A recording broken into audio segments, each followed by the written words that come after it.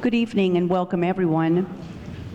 My name is Millie Garcia Serrano and I serve as Regional Director of the Southeast Regional Office with Mass DEP in the Southeast Region, Lakeville, Mass. Mass DEP is also known as the Massachusetts Department of Environmental Protection. And we're here tonight at UMass Dartmouth for a public session. This is a public informational session that we will be holding. This session is being recorded and will be conducted in a hybrid format, meaning there are people participating both in person and remotely. The recording will be posted on Mass DEP's website. Some Spanish, Portuguese, and Cape Verdean translation services will be available from Mass DEP staff and other assistants if needed.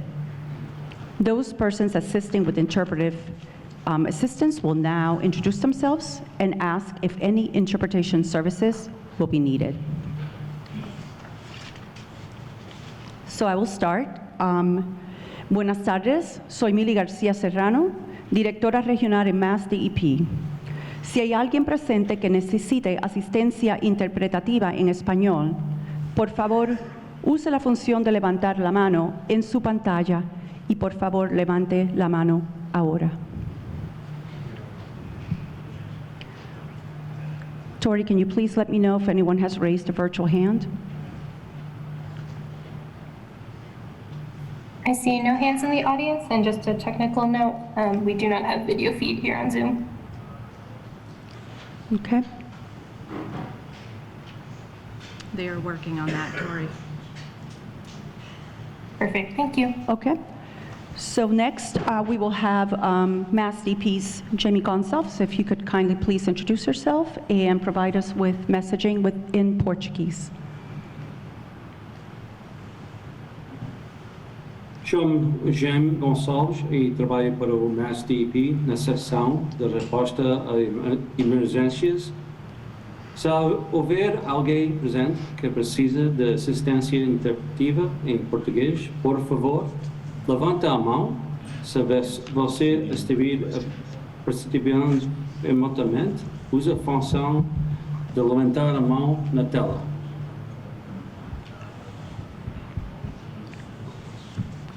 Tori, please advise me if there's any hand that has been raised necessitating Portuguese translation. I am seeing no hands. Thank you. Next, we will have Nadine, who will help us get the message out with regards to any translational services in Cape Verdean.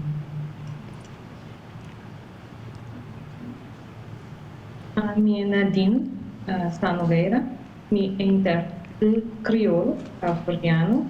Se tiver alguém presente de tratamento de assistência de interpretação na crioulo, por favor, levanta a mão.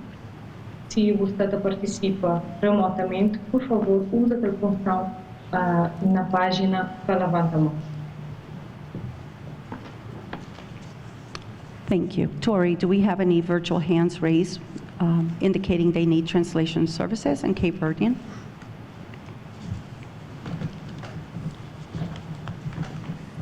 I am seeing no hands. Thank you. As I said previously, this information is being recorded and will be posted on Mass DEP's website. The purpose of this session is to provide clarifying information about DEP's proposed Title V and watershed permit regulatory changes. Additional information can be found on DEP's website under the Title V webpage. Please make good use of everyone's time. There are many people here tonight and online who want to participate. In the interest of allowing everyone an opportunity to ask clarifying questions, we will be limiting everyone's time to 2 minutes. The purpose of this information session is to provide people with an opportunity to ask questions that seek clarification concerning the proposed regulatory changes. If you wish to comment on the draft regulations, there will be 2 opportunities for people to provide their comments concerning the proposed regulatory changes. These are the official public hearings, and there are 2 upcoming public hearings, one on January 24th and another on January 25th, 2023, or you may submit comments in writing during the public comment period, which ends on January 30, 2023. You can send those comments at dep.talks@mass.gov, and please include Title V and watershed permit in the subject line. Tonight, we will provide more information on the proposed regulatory changes in two ways. First, Mass DEP will provide you with a brief presentation that provides an overview of the proposed regulations and addresses some frequently raised questions. Second, we will receive and respond to questions raised by you, the participants. For in-person participants, if you wish to ask a question, please sign in on the sign-in sheet with your name and, if applicable, your affiliation, and indicate if you wish to ask a question. We will receive questions first from in-person elected and appointed officials, and then online elected and appointed officials. After that, we will call on in-person participants in the order they signed up. We will start taking questions from remote participants after 1 hour has lapsed. After that point, we will call on remote participants who indicate they have questions by writing the question in the question and answer function on their screen. We will read the participant's question out loud, and if we don't understand the question, we may ask the participant to clarify it. After an hour has lapsed, we will allot the remaining time to in-person participants and then to any remaining remote participants, concluding no later than 9 p.m., as that is when the facility closes. If you need language interpretive assistance, the individuals that are helping will do their best to understand, and we have established that there were no services requested here tonight. So we will now begin the public informational session, and I'd like to introduce my colleague, Ms. Mary Beth Chubb, who will be giving the PowerPoint presentation. Thank you, Millie. Hello, everyone. My name's Mary Beth Chubb, and I'm the wastewater section chief out of the Mass DEP Boston office.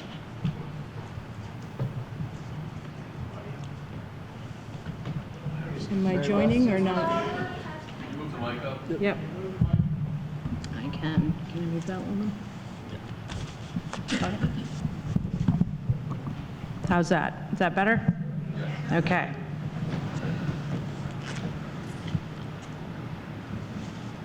Okay, so what I'm going to do is provide a brief overview of the proposed amendments to Title V and the proposed new regulations for watershed permits. There is a more detailed presentation available online, previous one that was recorded, and I will provide information on those websites to you as well. So, going backwards. Currently, the revisions that we're proposing to Title V focus on nitrogen-sensitive areas. Currently, under Title V, we have nitrogen-sensitive areas for drinking water purposes. These are for new construction in drinking water protection areas, such as Zone 2s, interim wellhead protection areas, and areas that have both on-site septic and non-public water supply wells. And for these, we impose a loading restriction of 440 gallons per day per acre. There is no change proposed to these provisions in Title V.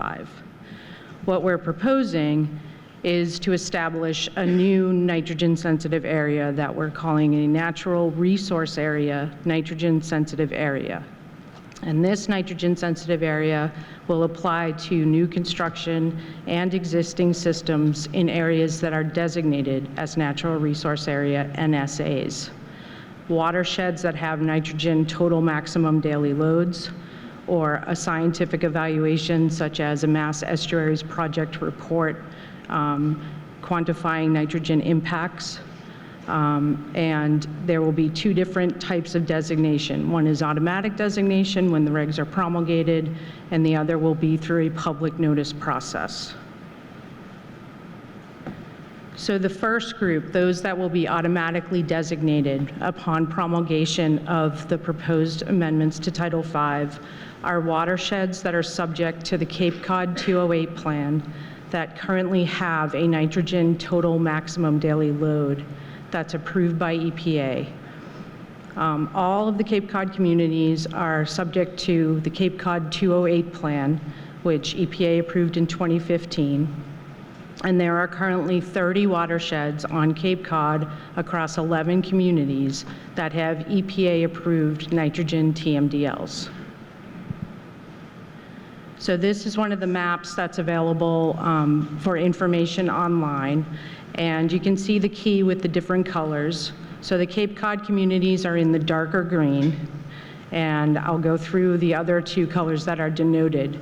But I also want to point out that the areas that are not colored does not mean there isn't a watershed in that area. It just means that that watershed has not quantified nitrogen loads to establish either a TMDL or have an MEP report, the Mass Estuaries Project report, or a scientific evaluation. So it has yet to be determined. So again, the first group that'll be automatically designated, those 30 watersheds on Cape Cod in the darker green as shown on this map.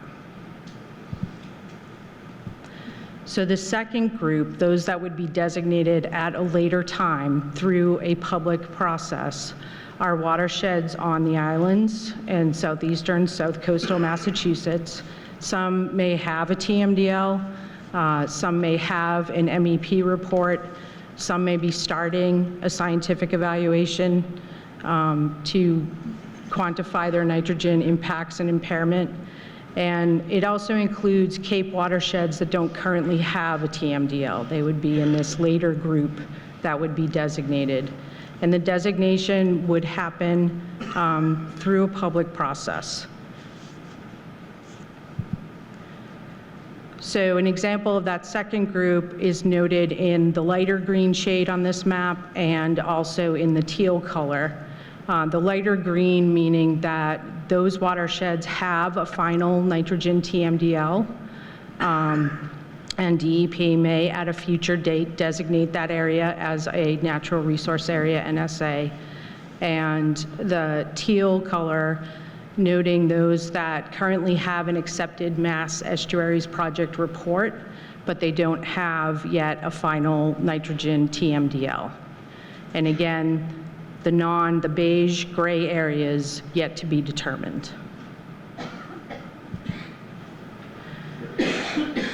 So what does it mean when the watershed is designated?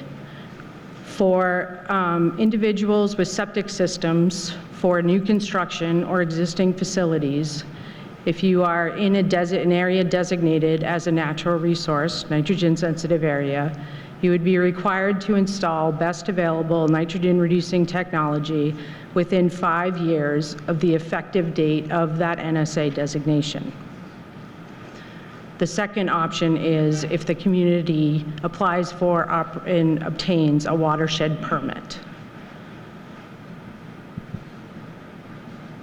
So again, the timing for implementing that requirement is for the Cape Cod communities with the nitrogen TMDLs under the 208 plan. That NSA effective date is the date the regs are promulgated.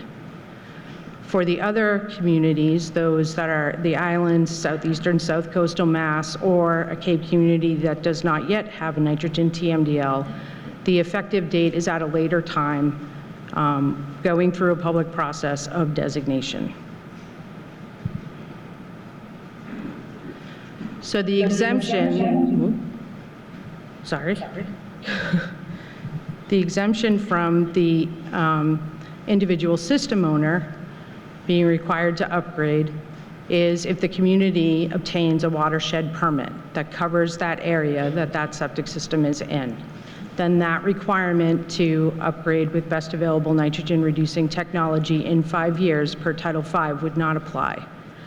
The community, if they were not quite ready to apply for and obtain a watershed permit, can submit a notice of intent within 18 months of the designation to say that they do want to pursue and outline a schedule of how they want to pursue the watershed permit. So this depicts the details that I've just gone through. The upper level, the green boxes being those 30 watersheds on Cape Cod, automatically designated when the regulations are promulgated.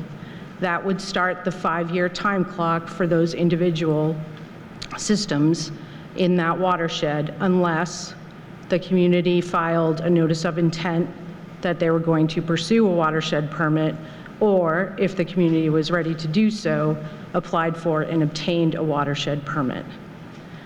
Similarly, but at a later time, the other communities would be designated through a public process by DEP, the other watersheds. Once the designation happened, that would start the time clock, that 5-year time clock on the individual systems, again, unless the community either submitted the notice of intent that they were planning to pursue the watershed permit, or if they were ready to do so, apply for and obtain the watershed permit. So in addition to those proposed amendments to Title V, we're also proposing new regulations for watershed permits. Watershed permits are 20-year voluntary permits. They are issued to local government units, multiple government units through an intermunicipal agreement with each other, or regional government units. It allows a community the opportunity to utilize a greater range of solutions to address water quality needs, including alternative and innovative approaches. And it utilizes an adaptive management approach, which means a community can test an alternative, see how it works, if it meets their needs, and then adjust and adapt their approach to address the water quality. The watershed permit is based on a town-approved watershed management plan. So the watershed management plan is a long-term plan to address existing water quality impairment and restore and protect water quality. It can be a comprehensive plan, it can be a targeted watershed management plan. The comprehensive plan must be designed to reduce nitrogen loads by 100% within 20 years. But in the regulation, DEP does have the ability to allow for at least a 75% load reduction and may determine an alternative schedule is appropriate based on watershed-specific issues.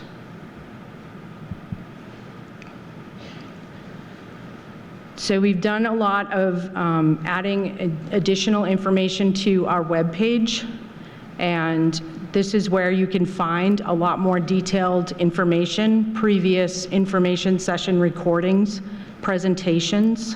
The first link goes to our public hearing page. The public hearings will be next week on January 24th and 25th, and they will be online. And you will log on to this page and you can register to attend the hearing if you wish to make comment. We have a lot of information out on our regulation pages. So 310 CMR 15 is Title V. If you put in Title V and go to this webpage on mass.gov, you will see a section for proposed amendments.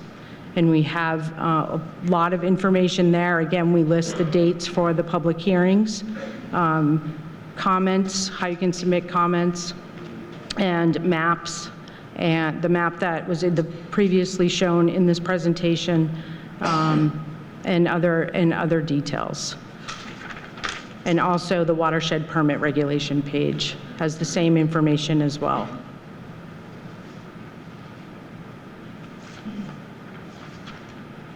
Just letting everybody get the picture. This, by the way, will be posted as well, this information session. Okay, so last night we had our third information session. Tonight is our fourth. And then, as I just mentioned, we have the additional public hearings next week on January 24th and January 25th. Those are remote only, and there is a link on that public hearing page that you need to register for the remote public hearing. The comment period has been extended till January 30th at 5 p.m. All comments submitted must include the name and contact information of the person providing the comments. You can submit comments by email to dep.talks@mass.gov. Please include Title V and watershed permit in the subject line. You can also submit written comments by mail to Mass DEP, Bureau of Water Resources, Division of Watershed Management, attention Title V and watershed permit, 100 Cambridge Street, 9th floor, Boston, Mass. 02114. Some of the information out on our both regulatory pages, there's a background document on the why of these proposed regulations, and also the natural resource area NSA map. That was the one in this presentation earlier that shows you watersheds that have either a nitrogen TMDL or a Mass Estuaries Project report or in development of that. And then we also have a nitrogen sensitive area online viewer where you can look up your address. You can put your address into this map and see if you are located in one of these watersheds.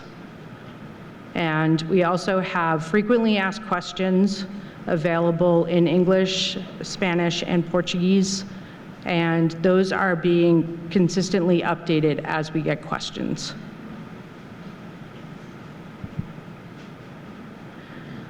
DEP contacts.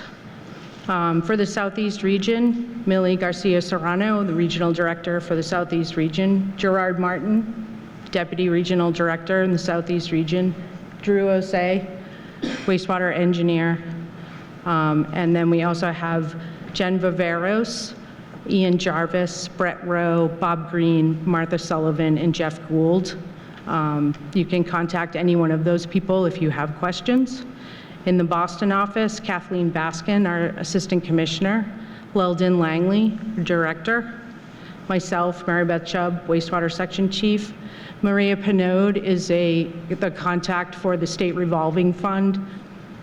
Any financing questions? And Timothy Jones, who is with us in the back of the room, who is our policy person. And with that, I will turn it back over to Millie. Thank you. Great, thank you very much. Thank you, Mary Beth. Can you hear me okay?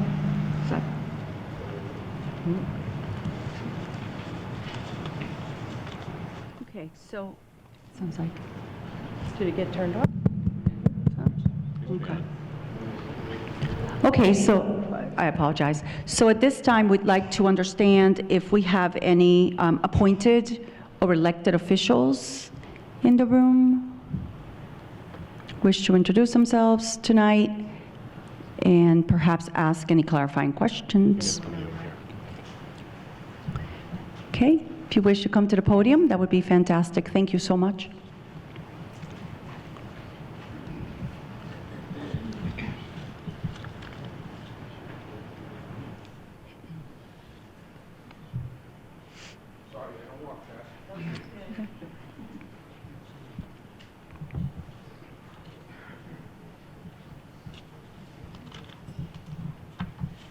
Hi, my name is Sean McDonald, Town of Dartmouth on the Select Board. Mic's not on? Hello? Hello. Okay. I guess I got to lean in. My name is Sean McDonald. I'm on the Select Board in the Town of Dartmouth. My apologies. I thought this was a comment period, so I reduced my comments to 4 questions. Question number 1, is the timeline established for these rules pertain to a lawsuit by the Conservation Law Foundation, whereby a court date is set for March to complete these rules? The second question, why wasn't any municipalities part of this process? We should have been. That's part of a good open government. Third, why did it take months to obtain the names of the NSA committee when this committee is a public entity under 350 CMR 15:040? And finally, DEP has known about this issue since the mid-90s, as stated by a former member of the DEP who was a member of the NSA committee in a hearing. Why has it taken so long to address this? Why is it not being pushed? Why is it being pushed on municipalities and not being discussed statewide? In regards to the process that has happened, several of us are under the impression that these rules were done illegally. We're going to be filing an open meeting law violation on Mass DEP on this whole process with the Attorney General's office. Remaining, please. And we'll see where that lies.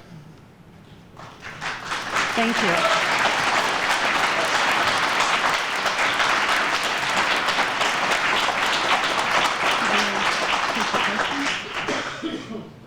Do you want to take the question, or do you want me to take the question? I don't know the answer. Okay, so we are asking for clarifying questions, but we'll certainly ensure that any kind of feedback with regards to the CLF lawsuit, that is outside the scope. We're here tonight to talk about these proposed regulations. I do want to say that Mass DEP has been working since the inception of Mass DEP receiving the authority of Title V. Title V is a regulation that it's locally implemented through the boards of health. So this is not new. Eutrophication is not new. And Mass DEP has seen a lot of progress across the board, not just on the Cape, the 30 towns, 52 watersheds, but also the South Coast, South Shore, Buster's Bay communities. We have seen a lot of progress, as you will be able to see on the website. We appreciate your comments. We take those comments to heart, but this process has not been designed to stop any ongoing work, whether it's development of targeted or comprehensive watershed plans.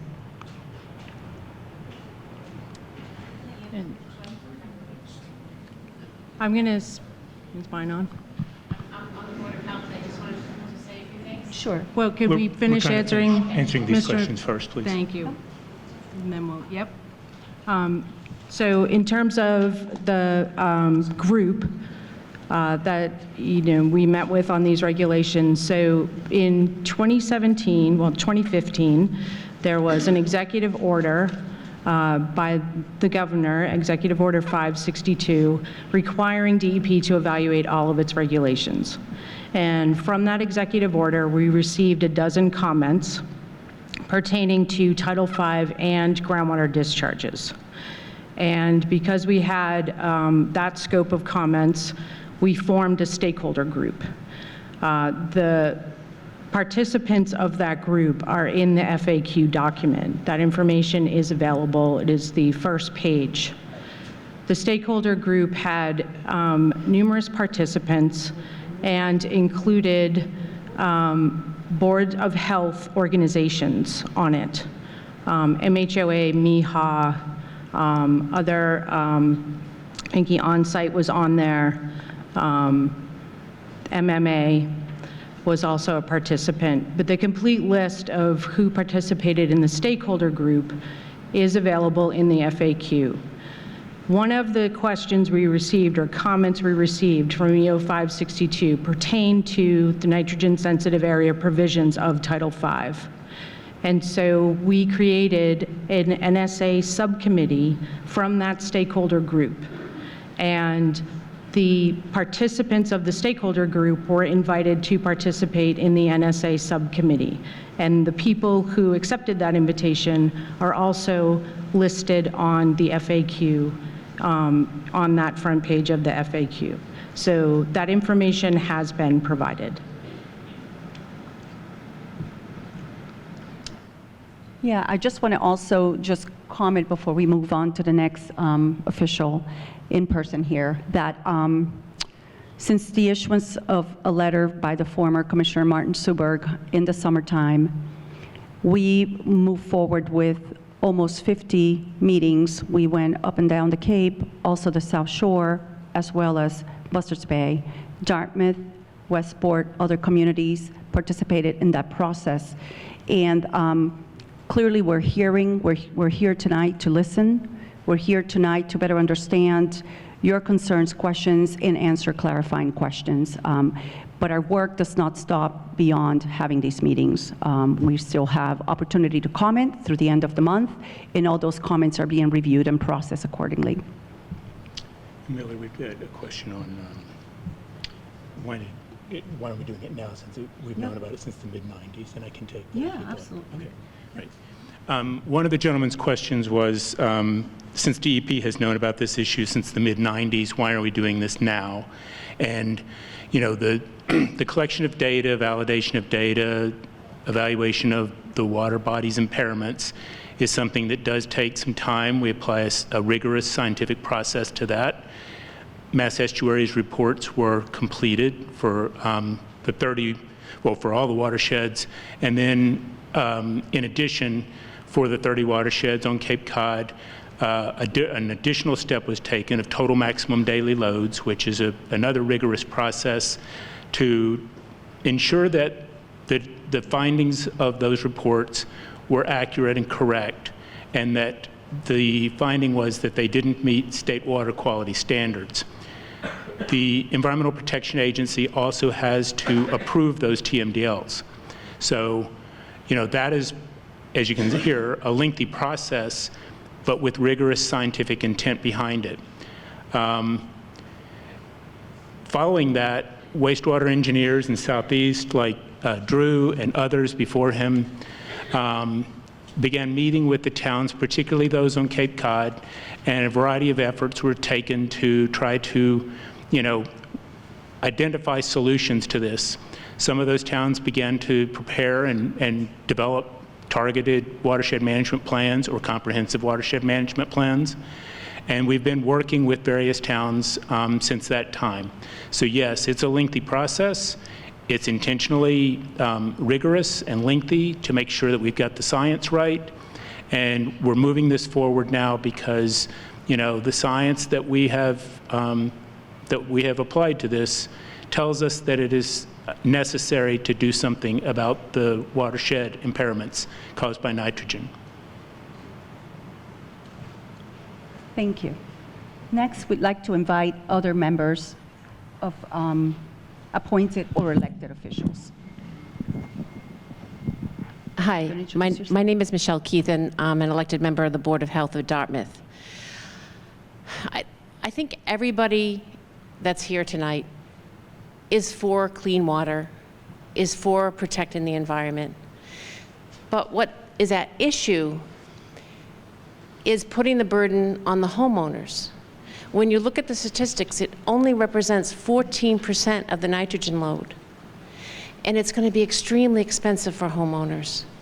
And from what I can tell, we're basing it on data from 20 years ago.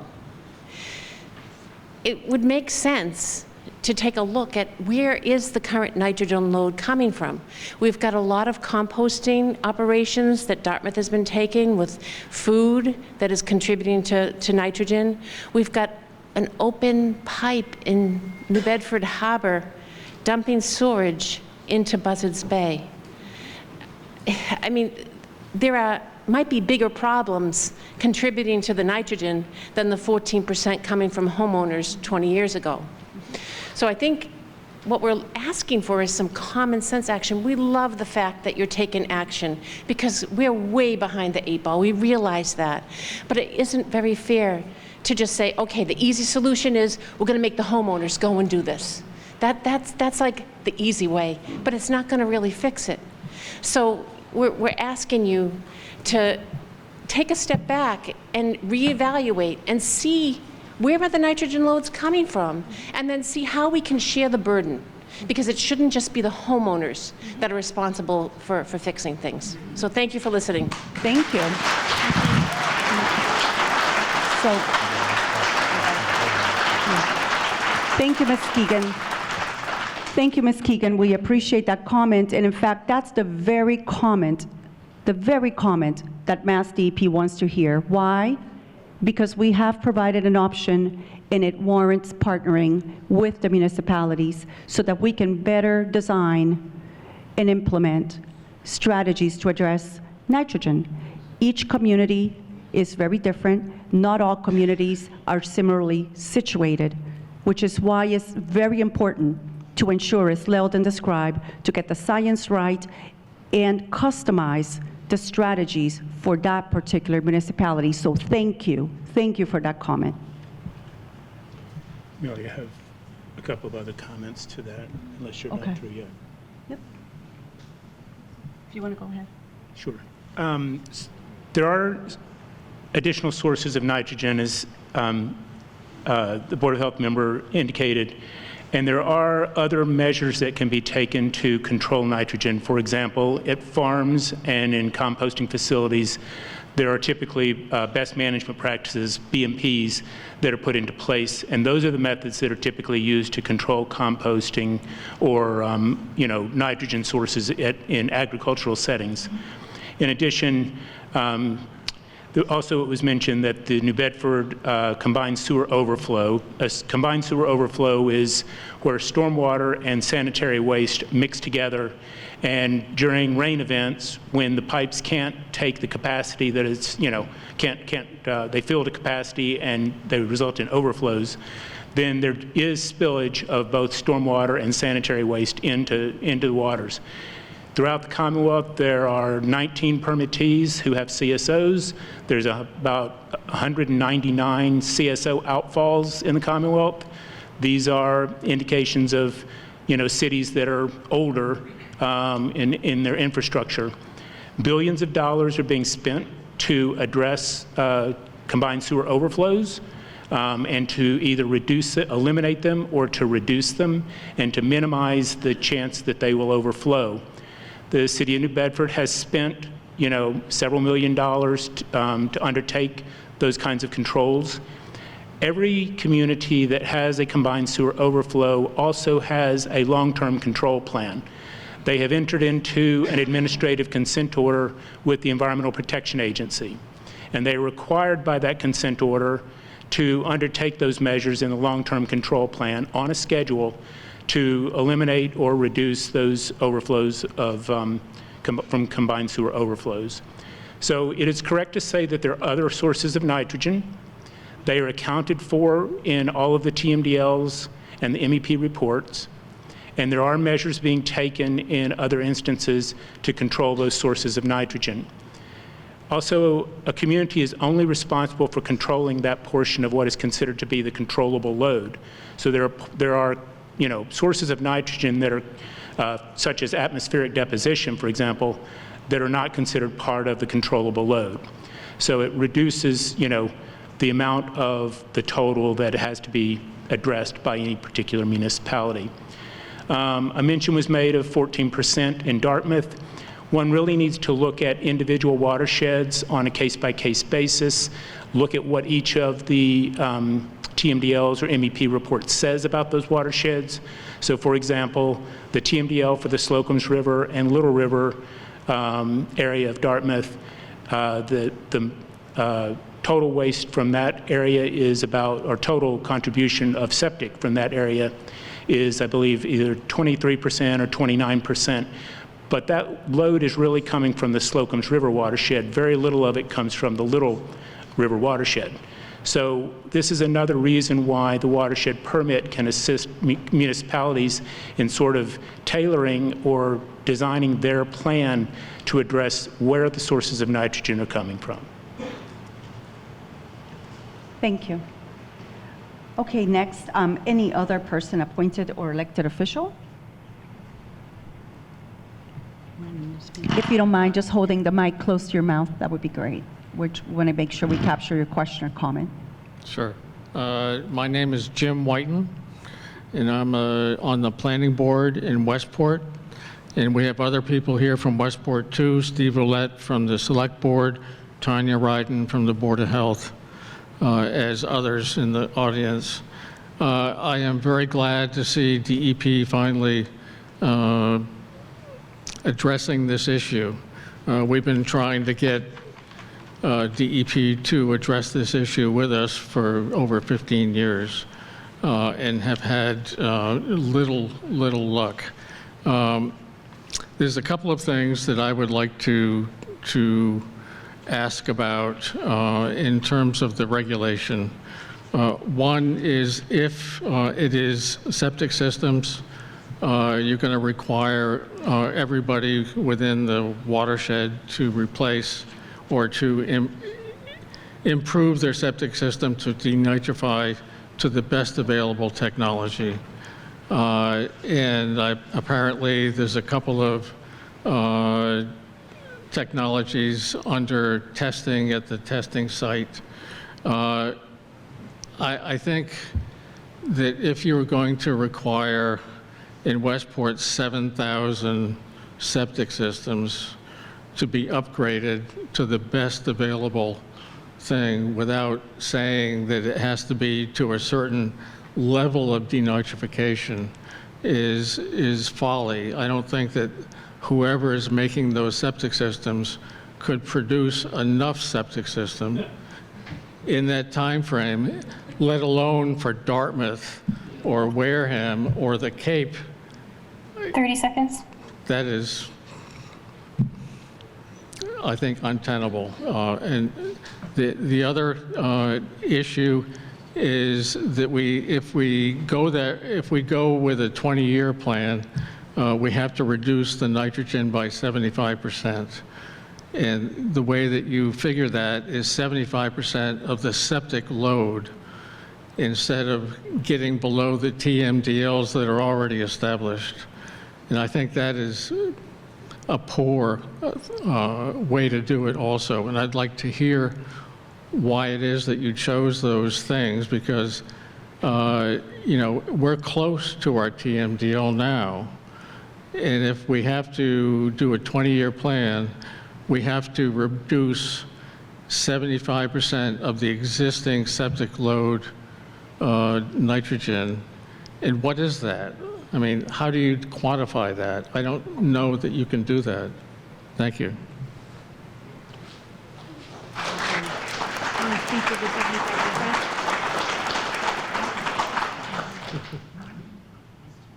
So I just want to remind Mr. Whitten that that's the proposal, the 20 years, 75, and we are accepting comments on that point. We will happily accept your comments, and we're taking comments from everybody. Does anyone on the team here would like to respond to the 75% attainment? If I can just clarify one thing about the watershed. Can you speak? Can you hear me now? No? Oh. Now? No? Can you hear me now? Oh, okay, I wasn't close enough. So if I can just clarify about the watershed permit. In the applications, it's expected that the targets are 100% of the nitrogen threshold. Now the nitrogen threshold is what's adopted into the TMDL. So that's what we're targeting. The 75% comes into a factor for the flexibility on a case-by-case basis for watershed. But we are aiming for 100%, and the 100% is septic load and also loads from fertilizer, stormwater. It's not just the septic. We're looking at the other sources as well.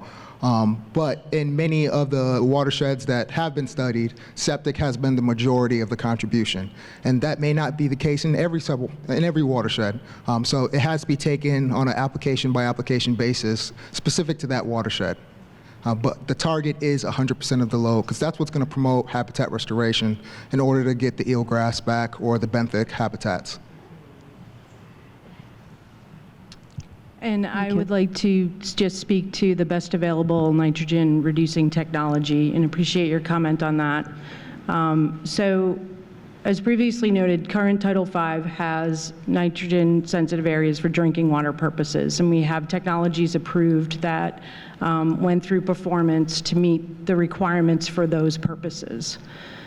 Similarly now, we have technologies coming in to demonstrate lower values, two of which are in our performance testing phase called provisional use. that are looking to demonstrate meeting 11 milligrams per liter and 10 milligrams per liter. We have 2 technologies that are in the entry-level piloting phase, one of which is a combined nitrogen and phosphorus removal technology just coming in. And there is at least one other technology currently at the Mass Test Center in Barnstable looking to demonstrate, and that is a leaching system. So the technologies are coming, and the rationale behind the best available nitrogen-reducing technology is that over time, the technologies are going to demonstrate and better their performance. We have a couple of technologies that came in originally, in 1995 to demonstrate meeting the drinking water protection needs, and they're looking to come in and be reevaluated potentially to demonstrate that they can meet lower. So it will take time, yes, because we want to fully vet these and approve them, but the technology is improving and it is already in the process of being evaluated. Okay, do we have another appointed or elected official here? Please come to the podium, and if you can, kindly please speak directly to the microphone. Mass DP at the other end is having a tough time ensuring that we capture your comments. Good evening. My name is Robert Almy. I'm the chair of the Dartmouth Public Works Board. I'm also a professional geologist with 45 years of experience in coastal management and groundwater surface water issues. I have several questions. Why is DEP focused on nitrogen when managing estuaries needs to recognize that there are a number of other significant issues such as phosphate, sedimentation, pathogens, invasive species like crabs and Phragmites, and oh, by the way, nitrogen isn't the issue, nitrates are. My second question is, what is the legal nexus for tying a Title V retrofit requirement to watershed planning? My third question is, why are these regulations being imposed on the west side of Buzzards Bay when the geology, hydrology, and land uses are fundamentally different? And for example, the town of Dartmouth does not rely on a sole source aquifer, and we do not have any nitrogen problem in our water source wells.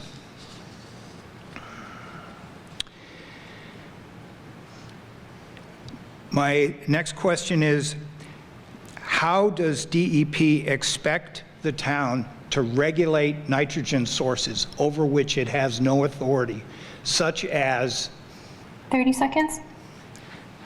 agriculture and composting? And finally, why has DEP seemed to have truncated the EPA's good approach to watershed planning by cutting out a number of the initial steps, which include developing consensus among local stakeholders that allow a common understanding of problems, issues, and builds consensus on meaningful solutions? I suggest to you, if you'd done that, this room wouldn't be full right now. Thank you for your comment.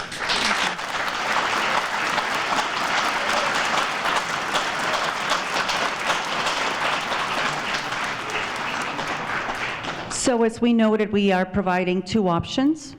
The first option squarely rests on Title V, which is the authority that it's directly affiliated and associated with septics, and the data shows that nitrogen has a direct link with septics.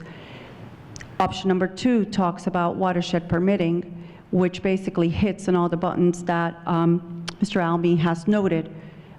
The ability to capture more cleanup, remediation, treatability of other constituents beyond nitrogen.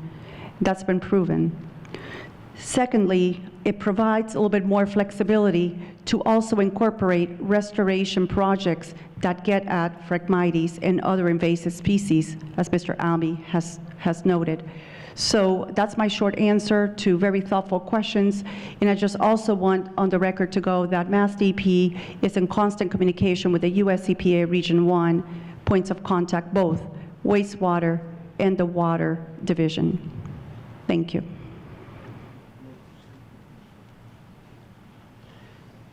Any other elected or appointed officials? Christopher Michaud, Director of Public Health for the town of Dartmouth.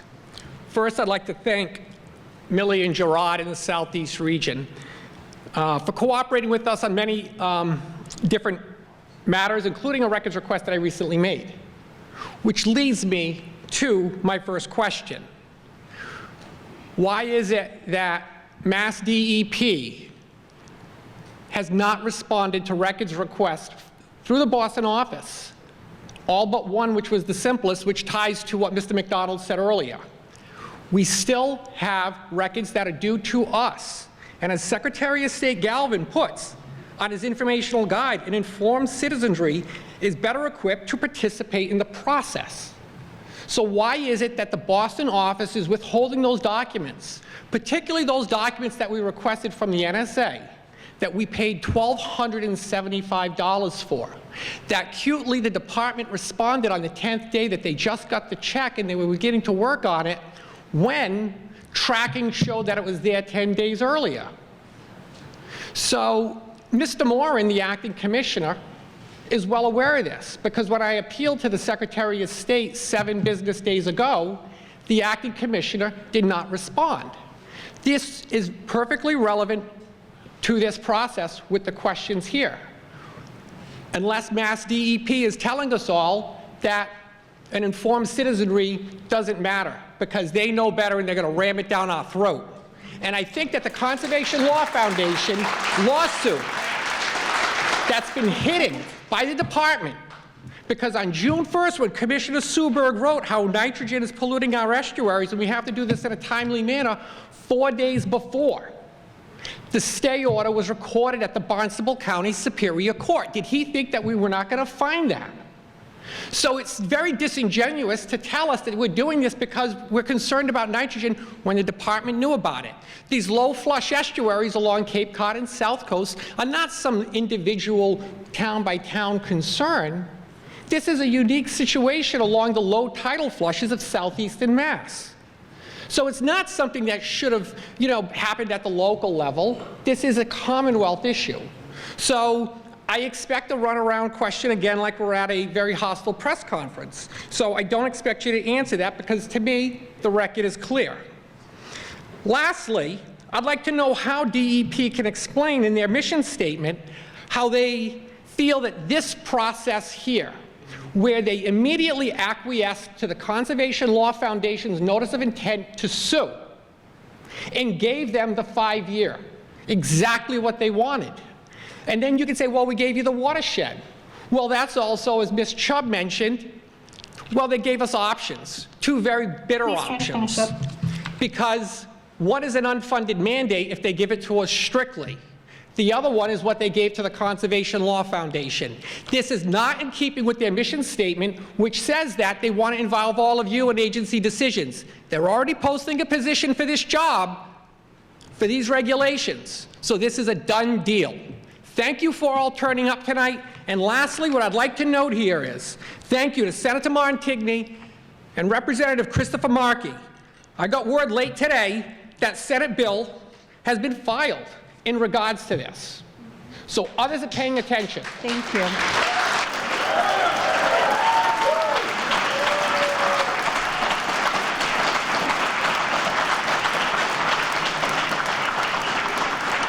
Thank you, Mr. Michaud. Any other elected officials or appointed before we go online? Sure. Yeah, I mean, I would be more than happy to answer, except that this is not a clarifying question, but I will go on record to say Mass DEP continues to work with all of the affected parties here, which is municipalities on the Cape, Buzzards Bay. In Southeast Region, we have 84 cities and towns, just the Southeast Region. We manage over 100 programs. Mass DEP takes this issue very seriously. This is what we do. day in, day out.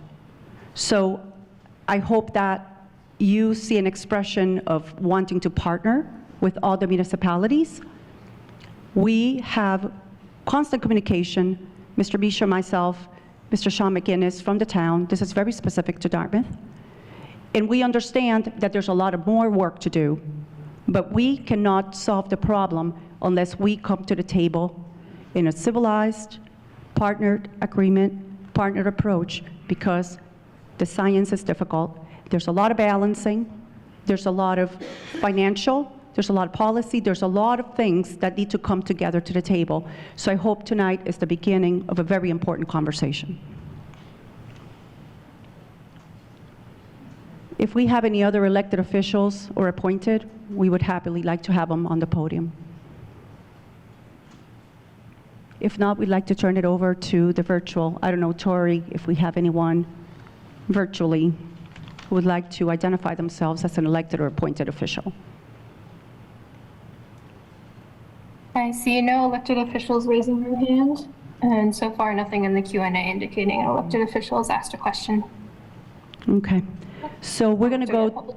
So we're going to go directly to the public who came out here tonight, and we're going to do this starting with those who affirm themselves as wanting to ask a question, and then we will move on to those that expressed interest remotely.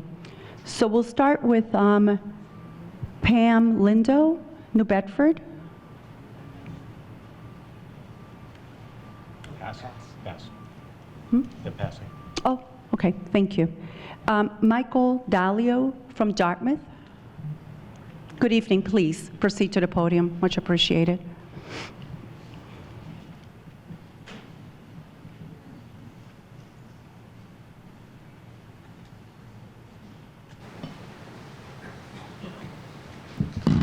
Hi, I'm Michael Dalio. I live in Dartmouth, retired from the construction and development industry. My question, well, first I'm going to make a statement, then we're going to get to a question. The cost to do this upgrade could be between $30,000 and $100,000 per system. Now, there are approximately 2,000 systems applicable in Dartmouth. Now, this would total to between $60 and $200 million coming out of the residents of Dartmouth. That's in that 5-year period if they're designated nitrogen-sensitive area. Now, my question relating to this is, what specific testing, such as the dye test, was done on individual septic systems that are installed in highly impervious soils, such as glacial till or clay, which is where I am, that excessive nitrogen is getting into the estuary for you to have determined this one-size-fits-all approach? That's it. Thank you for your question. Mary Beth, would you like to maybe talk a little bit about the experience of the Barnstable County Septic? Is that, or the Mass Test Center? Well, actually, I would speak to the cost of the system. So in looking at the two technologies currently in provisional and the information that they have provided, there's a cost range of $15,000 to $35,000 per system.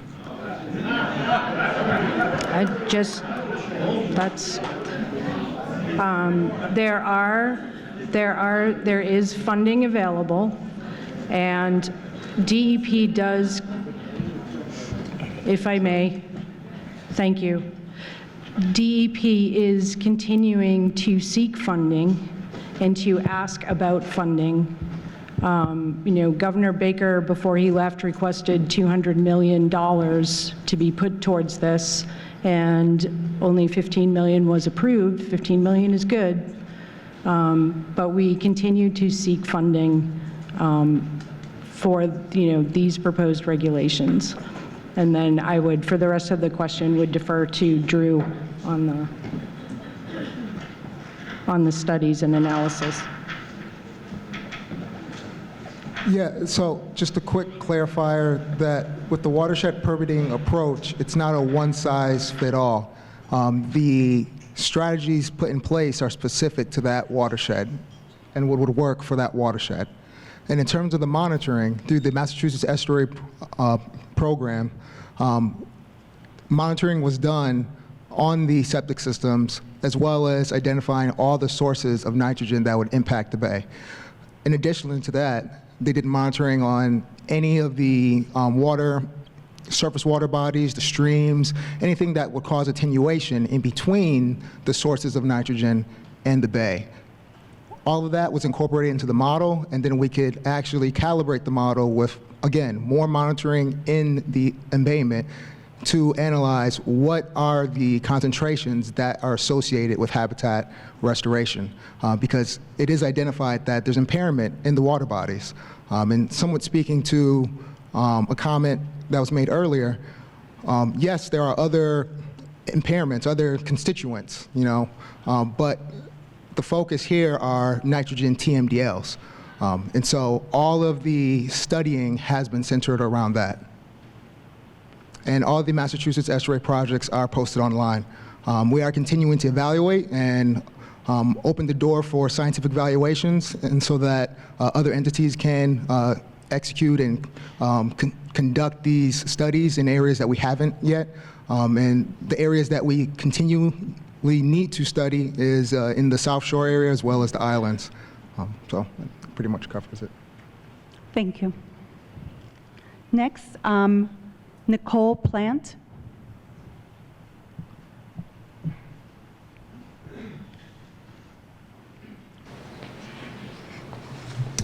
Good evening. I am the owner-broker of Even Keel Realty. I have owned this company for 18 years. We do 90% of all our transactions include septic system. We are the gatekeepers of Title V as realtors and brokers. We teach classes on Title V, and no septic goes through this community without us as realtors. There is loopholes in Title V. I will be the first one to say there's massive loopholes in Title V. And yes, the regs need to change, but not this way to hurt the consumer. My first question is, why we have loopholes right now in the Title V that cash buyers can get through and sign a piece of paper and they do not. The Board of Health does not hold them accountable to put in a new septic system. We need to go back and look at that. There is a loophole in Title V that families can transfer to each other and never upgrade their septic systems. That needs to be looked at. The general consumer does not need to pay for families transferring to families. We also, the only people that are going to suffer are the people who have mortgages and the sellers who need to sell to get out of these regulations. They are now, and I do have a fact that they are $50,000 systems right now. I have a property in Westport. I have owned property in Dartmouth. Will be affected $100,000. I've had engineers look at my systems if you pass this reg. Will this permit stay in place? So you are offering a permit to hold, to give us time. Will it stay in place, or are all these properties going to have a stigma? I would like to know that all these people who are sitting in this room want to know if they go to list their home, if they are going to have to wait for the numbers to drop and get a phone call and a certified mail to say, oh, by the way, now you need to put a $50,000 system. I have also talked to bankers. There's not enough money in this grant for them, and there's not enough line of credit for some of these people. They will be backwards. We will deal with short sales and foreclosure. There will be a stigma in our area. This is not fair. You are traumatizing a certain area. There are not enough grants. This will hurt the actual consumer. There are common sense ways to deal with Title V. Most Board of Healths do not test our well water. We are talking about estuaries and eelgrass. I grew up on the Westport River. I love that Westport River. I will tell you right now, we are not helping the consumer. We are not mandating that they pump every 3 years. We are not mandating that if no one has a record of their septic system, they are getting away with it. They don't even know what's in their ground when I go on a listing appointment. Do you know that half the people at certain ages have not pumped their septic ever? But you are going to go to everyone in this room and say, here's a $50,000 bill, because they've done the right thing. They've pumped their system. They've maintained it. The people who care are here. The people who don't care are not here. You're penalizing the wrong people.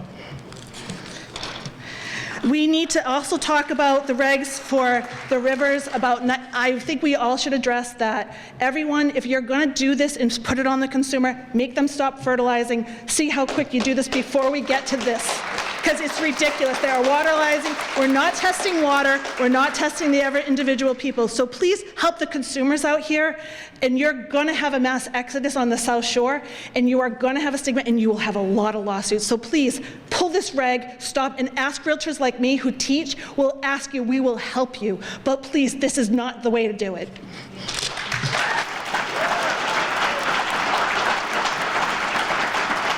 Thank you. I want to remind you again that Mass DEP has been meeting with every single municipality. Some municipalities actually asked to meet twice and 3 times, and we will continue to meet because it's a decision as to whether we proceed with option A or B. But we appreciate your comments, Ms. Plant. Please put them together, send them in. We really do appreciate your comments, and our intention is not to penalize anyone with regards to nitrogen, and I want to underscore that. Next, Harry Booth, if you could kindly come to the podium. Thank you.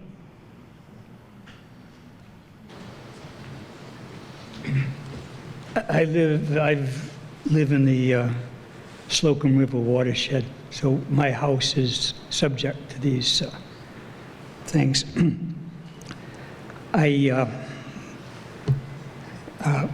Someone pointed out tonight that there's an open sewer pipe pumping things into Buzzards Bay. I have nothing to do with that. And furthermore, since really someone else pointed out how this is basically a Commonwealth issue, not just should be falling on people that are going to have to lose their homes because of it. So it's a case where what can the DEP do about something that we know will work? The sewer systems. I mean, I know it's expensive, but could funding be raised to help the town of Dartmouth expand their sewer systems that work? We know that works. And then there's another thing.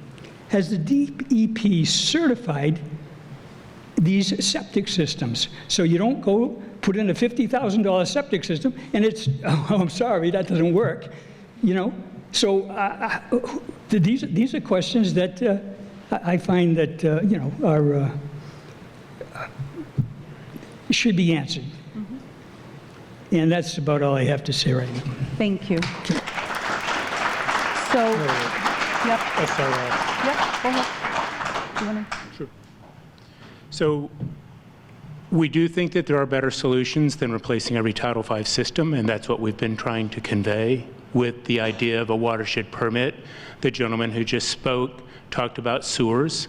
There are additional funding sources for sewers and other types of wastewater controls through the State Revolving Fund. The State Revolving Fund is a loan program that is managed, a low-interest loan program that is managed by Mass DEP, and in it is money that is contributed by the federal government. And we have 2 bills that were recently passed, the bipartisan infrastructure law and another bill called ARPA, which is COVID relief bill. Both of those are providing significant amounts of funding to Massachusetts as well as to all other states. And so we're going to see an increase in SRF funding availability as a result of those 2 bills in the coming next few years. Now is the time to do wastewater planning. Now is the time to plan for the future for a comprehensive wastewater infrastructure that will help to support your community and ensure that the water quality in your waterways, which I know that you all, you know, appreciate and is largely one of the reasons that you live here, will stay clean and available to you. So, Mr. Booth, I appreciate your comment. That was really spot on. And in fact, we have also experienced or learned about other municipalities' experiences with smaller scale wastewater facilities like smaller package plants. Also, other technologies like permeable reactive barriers are working towards attaining those goals to reduce the nitrogen. So these are the kinds of conversations, ideas that are wrapped into the watershed planning proposal. And again, a municipality can pursue one and skip the option of basically improving on the septics, replacing the septics. So again, it's a choice. It's what we're trying to convey tonight. And again, a host of alternatives, some that are traditional, like wastewater sewering, and some that are non-traditional. We've seen some examples, such as oyster propagation projects, floating wetlands, things like that. I don't know, Drew, if you have any other comments, for example, in Wellfleet. I know it's the other side of the Commonwealth, but with the 95 project. No, that pretty much summarizes it. As I've said previously, the towns, we will work with the towns to devise a plan that's specific for that watershed. Even looking on the sub-watershed level and making sure that the implementation strategies match whatever the sources are. It doesn't have to be, or actually it won't be a one strategy plan. There'll be multiple different technologies used to get to the goal. And that can include IA technologies, and it can include a lot of other technologies, but it doesn't have to be just upgrading IA systems. Thank you. Next is Sotiris Paulis?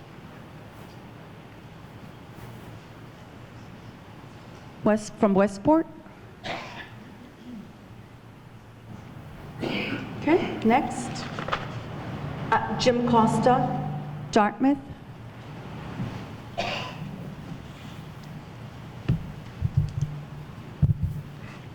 And if you could speak directly into the mic, we'd appreciate it. Thank you.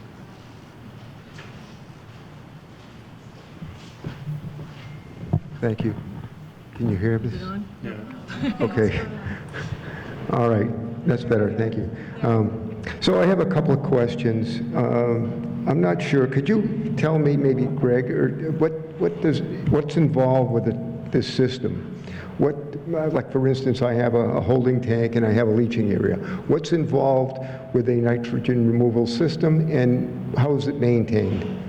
And the second question is, if I were to have an older lot that was built in the 50s, 60s, or the 70s, it's 100 by 100, and there's not enough room to put on this new type of system, does that lot become unbuildable? That's my questions. Thank you.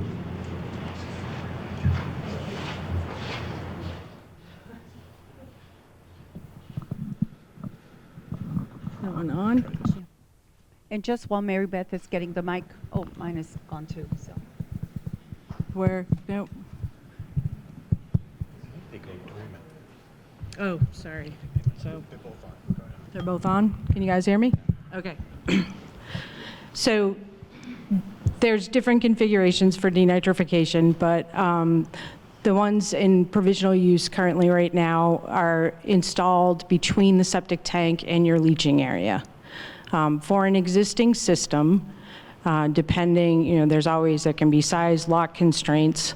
A system would have to be upgraded to the current Title V code using maximum feasible compliance, meaning you do the best you can. There's also other options that are coming out, such as a drip dispersal unit that's trying to demonstrate nitrogen reduction. That allows for tubing for your leaching area. So there's various options that are being tested and that can be utilized. I think also The question is, does his lot become unbuildable? No. If it's, And to the lot question, so in terms of upgrade, what we call an upgrade under Title V, if you have an existing system and you were installing this unit, you would come into compliance with the current requirements of the code as best you can. That's what we call maximum feasible compliance. It would not make your lot unbuildable or unusable if you could not utilize, a specific system. You have to come into compliance as best you can. Also, the Board of Health may have more information on the systems. Okay. Next, we have Betty Bayless. Betty Bayless, Dartmouth? No? Okay.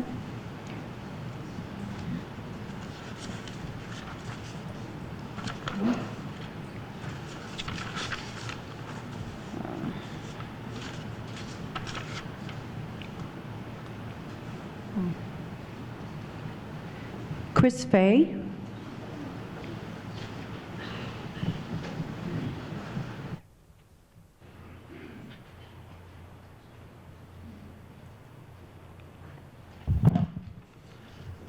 Chris Fay, I'm a Dartmouth resident. I'm a civil engineer by trade.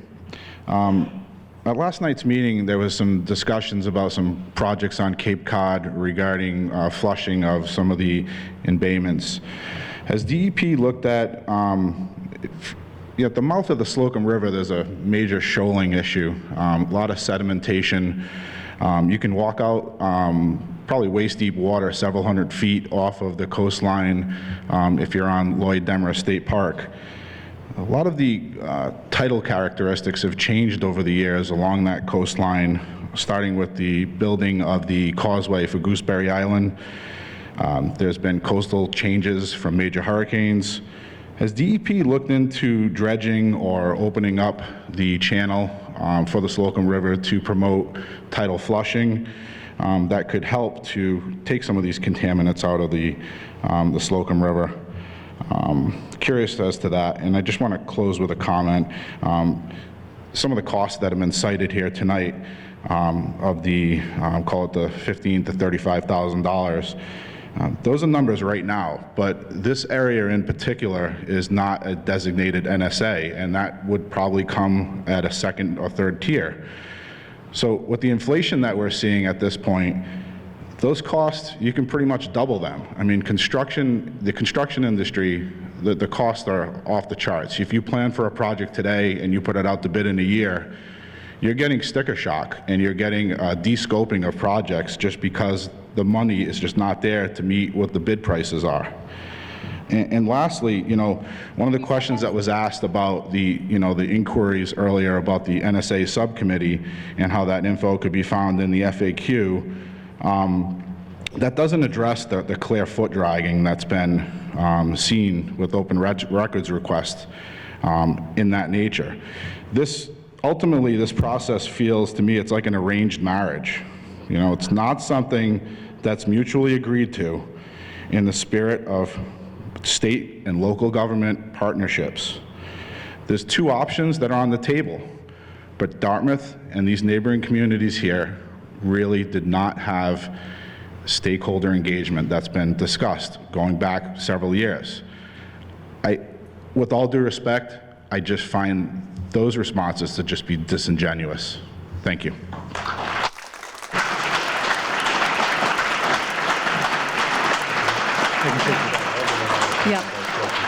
Yep. So we're going to get to a discussion of the Slocum River. Gerard and Leldon are going to talk a little bit more about that. I do want to agree with you, Mr. Fay, with regards to the inflation and cost. That's one comment that has been a repeat theme as we have journeyed throughout up and down the coast, engaging with all the communities, consultants, homeowners. I mean, we're seeing it across the board. So we are taking that into consideration with regards to how to address that in the final equation.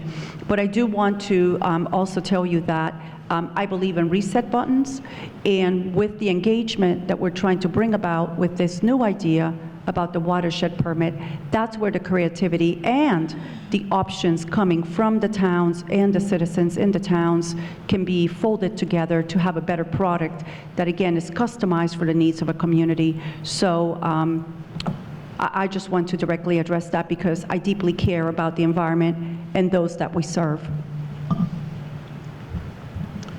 So, Mr. Fay, I just wanted to try and respond to part of your question, one of your questions about opening of the Slocum's River. You're correct in saying that dredging can improve tidal flushing. That's a tactic that is used frequently on Cape Cod. You'll notice that a lot of the salt ponds on the Cape have permanent openings that are, held in place by groins that keep those, or jetties that keep those salt ponds open. There are other projects where tidal flushing has been improved by the replacement and enlargement of culverts. One notable case of that is in Muddy Creek, which is located in, I think, either Chatham, right at the Orleans border, where passage over one of the tidal creeks at Muddy Creek was improved. And that did greatly improve tidal flushing there and reduced the amount of nitrogen in the water body.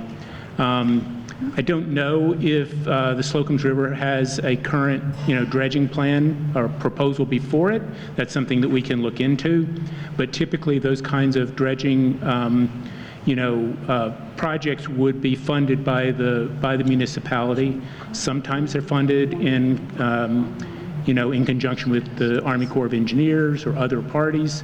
So that is one of the solutions that DEP is including if the watershed permit option is chosen. Okay, so Can I just add to that? Yeah. So, as Lilden said, inlet widening and dredging are strategies that can be incorporated into a watershed permit. And so when we're working with the towns, we encourage that they run a model so they can have a cost-benefit analysis to see how much nitrogen would be reduced from using those strategies. So I just wanted to add that to it as well.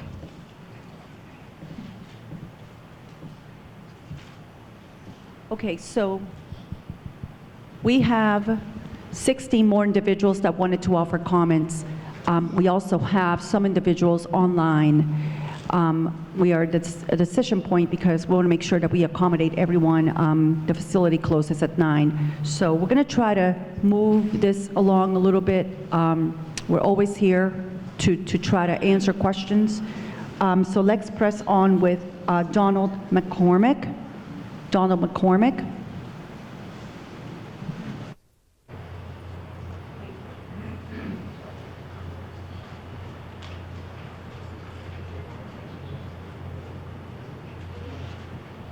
Hey, thanks for coming tonight. Interesting meeting so far. So hey, I worked in the government for a long time, and change management's hard. There's two approaches to change management, right? There's the stick and carrot. Clearly, option A is the stick, option B is the carrot. There's also an inclusive approach. You guys say we took it. From our perspective, didn't happen, but we'll let that go for now. I think the second question really is, if we go to option B, which is the watershed permit, there's things like, and there's been a lot of discussion about the composting permit, composting farms. Those are encouraged by the DEP, as far as I can tell, because we have, or town of Dartmouth has provided instances of violations and nothing's happened by the DEP. And farming is a big part of Dartmouth, and we don't want to stop that in Dartmouth, but that's the Department of Agriculture. So how do you work with those other agencies to actually help us through this process? We are currently working with MDAR, which is under the EEA, Energy and Environmental Affairs Secretariat, to coordinate and harmonize our approaches. But I can definitely tell you that we have identified some strategies that include, for example, access provided and given and available, permeable reactive barriers to ensure that, coupled with the best management practices that are required for a farm, they come together. So we are looking at all the possibilities for that. Town of Dartmouth, which is what, if you put this on the town of Dartmouth, thank you, which is what this really does, right, the watershed permit, do they have the authority to go shut down a farm a composting facility that is not meeting the requirements. And we would be happy to speak with you on that separate and apart item that rests with different authorities that are not the subject of tonight's conversation. Okay, but they're all interrelated. And if you don't have them all interrelated, then you're doing a half-assed systems engineering job. So, as the engineers will tell you. Okay. Thank you, Mr. McCormick.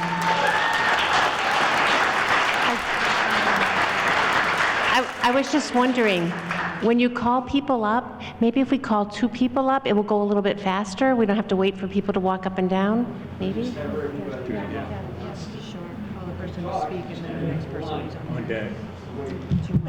Okay, so do you want to continue here or do we move to online? Yes.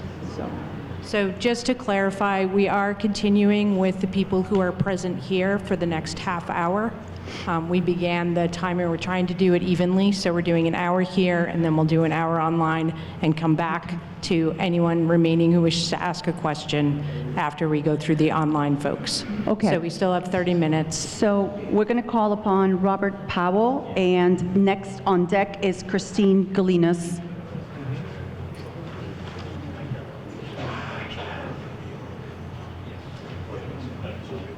I'm Robbie Powell, live here in Dartmouth. It occurs to me we need to be thinking outside the box, and that does not seem to be what's going on. We're talking about septic systems and old technology. What I can tell is you're proposing something like $10, $20 billion in capital cost, plus whatever your costs are as an agency. It just seems to me we should be looking at a technology that is affordable. It's a Massachusetts problem. It's not a Dartmouth problem. It's not a, it's a wetlands problem throughout the state. And this is just not appropriate. Go back, think outside the box, and come up with some technologies people can afford, subsidize it, finance it, make it happen. Thank you. Thank you. Okay, so we called on Christine Galinas. Thank you. Michael Antono. No. Jordan Narft. Jordan.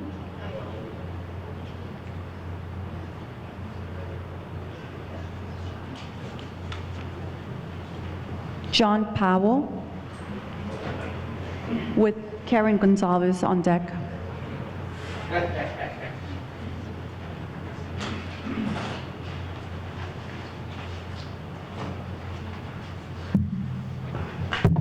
Yeah, I'm John Powell in Dartmouth, and I am also treasurer of the Allens Pond Association. And we finance the reopening of the gut when it closes off. My brother asked a question, I'm going to answer it. Composting toilets, cheap, effective, technology's well along. We don't even put the stuff never gets in the ground. And couldn't we just do that? So to answer your question, composting toilets are an approved alternative system. And what we would need to do is quantify the nitrogen removal of a composting toilet. Because there is a gray water aspect typically to a composting toilet. So it's not it's not zero, but it hasn't been quantified. So we would need to quantify what its actual nitrogen removal was. But yes, it is a potential option for use. And just to note also that the town of Aquinnah also commented on that very potential solution. And they noted that the challenge is quantifying, as Mary Beth explained, just because maybe it's seasonal, maybe it's all year round, so it's being able to quantify. But thank you, that's a great idea. Next, Karen? Yeah. Gonzalez. Hi there, I'm from Westport. The DEP themselves put out these pie charts, one for the Slocum River, and we got one for the Westport River as well. Okay, they address things like the septic system, or, you know, the overload and agricultural runoff. But my question is there did anybody address things like waterfowl or all the thousands of seals there are in like Monomoy and Falmouth? Like the Slocum River alone, if you know anything about that river, there's giant flocks of geese, swans. But how do you pinpoint that and just dump it in, you know, like the taxpayer's lap instead of, you know, assuming maybe it's not just us? That's my question. And I'm sorry, next on deck, just so we can prep the next person, is Paula Swanson. Yep.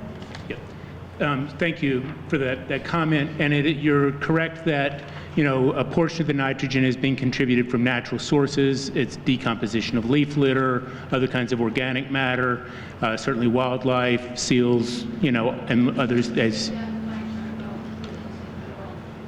you named. Unfortunately, I can't see the pie chart you're referring to, but I have looked at, you know, a variety of the TMDLs and MEP reports, and they break down the, you know, they break down the nitrogen load into the controllable load and the uncontrollable load. And so we are not, you know, we don't generally consider those sources that are coming from natural, you know, natural deposition from the atmosphere. Let me clarify my answer, please, okay? We don't consider those to be sort of a debit against the town. You're not responsible for controlling the load that is coming from wildlife or that is coming from other natural sources like leaf decomposition and so on. What we're trying to control is that portion of the load that we know that, you know, humans can control through various kinds of activities that we can engage in. Our waste, for example. So we do consider it when calculating the load of the TMDL, but it is not considered to be part of the controllable load because we don't have a way to prevent geese or seals, you know, from defecating or urinating in the water. Okay. Next, I have Paula Swanson, and on deck is Ted Cagle.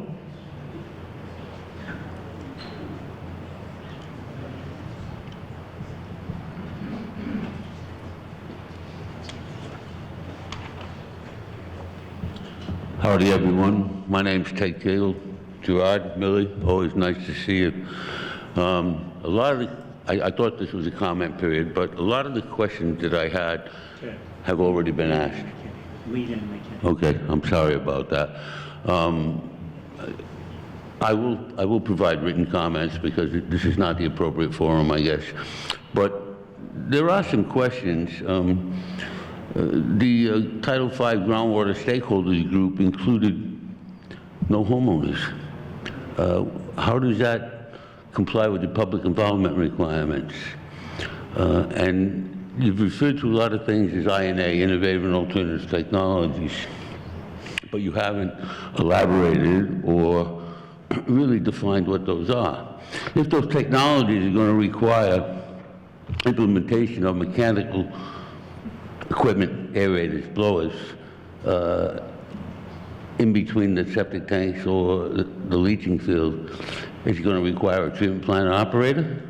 Are we going to have to file DMRs? If there are violations of whatever standards are set, who's liable? The owner, the operator, joint and several liability? These are all questions that need to be asked. 9 years ago, I bought a house in Westport. I upgraded my septic system to the tune of $35,000. And so am I going to have to then find money I don't have to put another $15,000, $20,000, $30,000 in there? Or is my upgraded septic system viable enough to meet whatever is going on? And if there is going to be a technology, innovative and alternative technology that requires some type of mechanical equipment, it's got to be powered. Electric bills are already going through the roof. I have a swimming pool. When I run the filter in the summer, my electric bill goes up $40. If I'm going to have to pay for powering mechanical equipment year-round, I'm 70 years old, battling cancer, I'm retired, I'm on a fixed income. Where are we going to find these funds? And even if DEP finds resources to provide loans, or the town provide loans to the towns, and then they put them as 2% or 5% betterment on our taxes, I just think it's really unfair, not having been included, not me personally, but generally town representatives in that Title V groundwater group.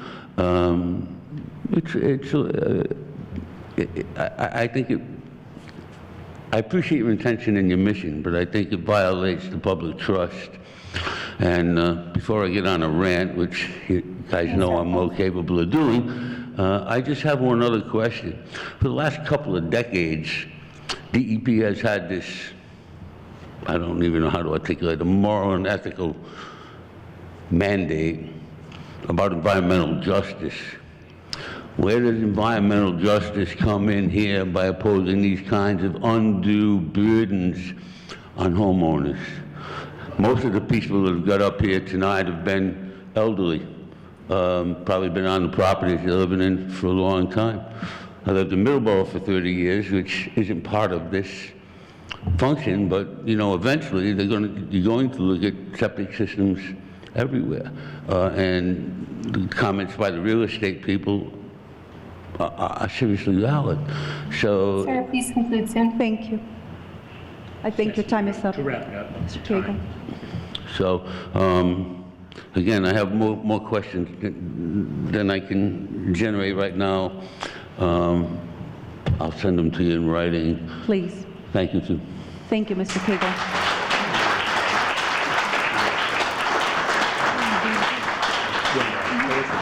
Mr. Richard Ibarra, and on deck would be Walter Pacheco.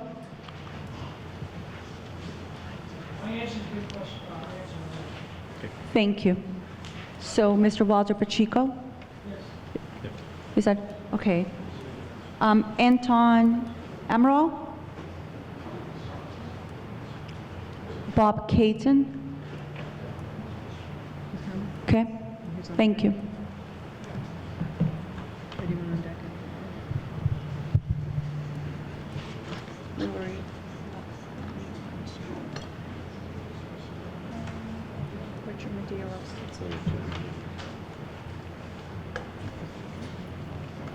Good evening. Hi, I'm Bob Caton from J&R Precast. I pretty much supply a lot of the septic tanks in this area. So I have a few questions for you guys with Title V. I'm kind of up to date a little bit on stuff, but these new systems that are coming in, are they going to subsede what's already on the market now that the homeowner can get, or is it something that the new ones are just going to oversee what these D-Night systems are going to be? That's a question I have. And then the second thing is the contracts with these systems, they go to certain people and they don't open it up to get everybody involved as far as a precast or a manufacturer. So they kind of corner the market so that a person gets the system, the vendor per se, and then they got the market cornered. So they spec it, and then it's just, it's got to be that, and they're paying the premium dollar, which I think this should be where, when the systems get put in, they should be a general purpose. Anybody that does the manufacturing should be able to get the permission and the permits, or whatever we got to do, because some of them we have to get certifications for, but everybody should be able to do it.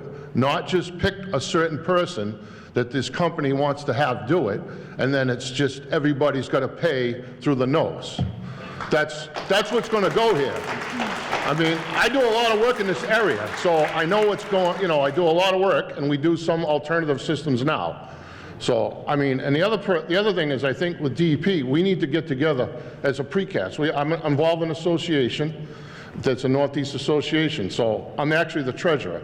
But anyways, we should be able to get a meeting with you guys solely when this goes down so we can explain and do all this stuff, you know what I mean, so we know what's going on. You know what I mean? Thank you, we appreciate Yes, that. thank you. Great. Can I ask you to clarify your first question? I wasn't hearing it correctly. Are you asking about if the D-Night replaces the whole system, or? No, I'm asking like now, there's some D-Nights on the market right now. I don't really want to name names, but there's some already, we were already selling for some names. Are them D-Night systems still going to be viable? Are we still going to be able to use them systems? Or these new ones that you guys haven't said what they are? I know one of you kind of hinted on drip system, so I'm kind of familiar with what that is. So is that the systems that we're going with, or are we going to be able to use the drip and we're going to be able to use what we use now, like the no-ecos and that stuff, or is it just going to be the new systems? So the systems that currently have general use are the ones meeting 19 and 25 and are currently best available nitrogen-reducing technology. That's okay. Will also maintain their purpose for drinking water protection area NSAs. Yep. And then as technologies come through and are approved and attain general use, they would become best available nitrogen reducing technology. I appreciate your comments because the details of, is it a specific number, is it a range, those we have to address and look at. But that is the idea, that as the technology improves and the performance improves, you would have a list of this is best available nitrogen reducing technology that can be utilized in a natural resource area NSA.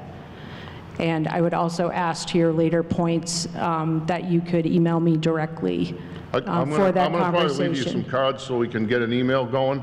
Yep. You know, like I said, because I'm involved in this association with the Northeast, there's a bunch of us in the association, so, and I think some engineers definitely, you know, should be involved. I mean, I do this stuff every day, and engineers, even, they don't have enough knowledge from the, you know, the people that are selling this stuff, they do not do a good enough job, I think, to notify and get the interest in what needs to be done.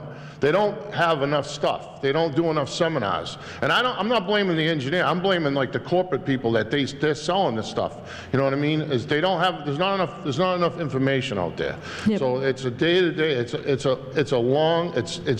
gets to be a lot of work. And then you put a price together for a homeowner, and then it's not, they put it on the plan, but it's not exactly what they want. They want something better, you know. So and then it costs more, and then you got to go back to them to do it, you know. So it's just, if we get more knowledge, it would be a lot better for us. Thank you. Thank you. Appreciate it, Thanks a lot. thank you. Okay, so we have 15 more minutes and 3 more individuals for comment. Al Broom, and next on deck would be Ralph Medeiros.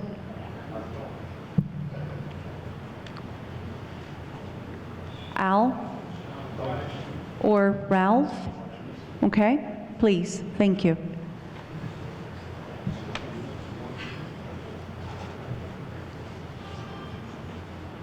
Yes, my name is Ralph Medeiros. I've lived alongside the Slocum River nearly all my life, and I've seen it go from being a very healthy river to with lots of eelgrass, oysters growing, to virtually very little eelgrass and virtually no oysters.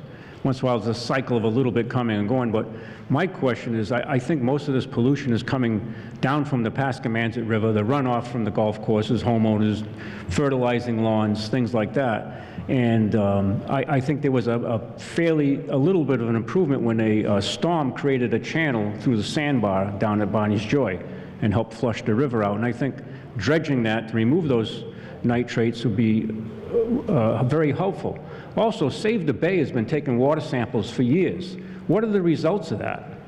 Where did they determine where these nitrates are coming from? I haven't seen many houses built on the river. Yes, there's been some, but not many, not that many in the last 60 years, 70 years. So I don't think it's just the cause that's caused this problem. And I think Save the Bay should come out with what they've put together in their studies of this pollution. They don't discuss that. And I think that should be discussed. I appreciate that. Yeah. That's information that would go ultimately into those MEP reports that we're talking about, but we'll definitely follow up on that Well, I point, think you Mr. should come Maderos. clean with it and say where this is coming from. Yeah. I know they're in favor of having these systems solved, okay, but let's come forward with the information they've obtained over the years of collecting. Because I Yes. know people can contribute to that. Thank you. Thank you. Okay, we have John Downing, and next on deck would be Laura Hadley. Good evening. Good evening. So I'm from the Cape, I'm from Barnstable. And one of your options, like you said, was the watershed plan. Yet both Falmouth, which has the most watersheds on the Cape, and Barnstable have both come out and said to you guys, we cannot get the intent for you by 18 months. It's going to cost too much money and take too much research and planning to do it. And the response they got from you guys, and I was there when you guys said it, was figure it out. So what happens when they can't figure it out? Because they don't have the time or the money. My neighbor, an elderly couple, just put in a $15,000 septic tank. They don't get the permit. 5 years from now, they have to put a $35,000 to $40,000 new septic tank in. Well, 5 years later, they're planning on having sewer on the street, so now they're going to have to pay $30,000 to get sewer. Just because they couldn't get the plan in, because they are honest saying they can't do it in 18 months. The second thing is, someone mentioned composting toilets, and you said, well, we don't know how much nitrogen it's going to remove.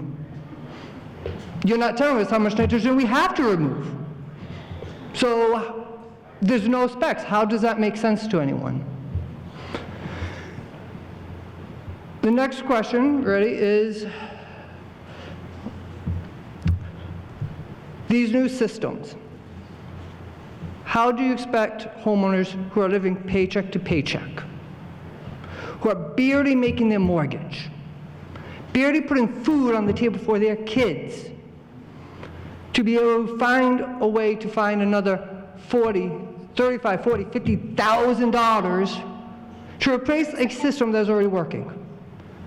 Let's do some common sense. If you're building a new house, require it. Your septic tank fails, require it. If your septic's working, let it be until it fails. Help the homeowners here. And help the towns to give them more time to get their plans in place. Thank you.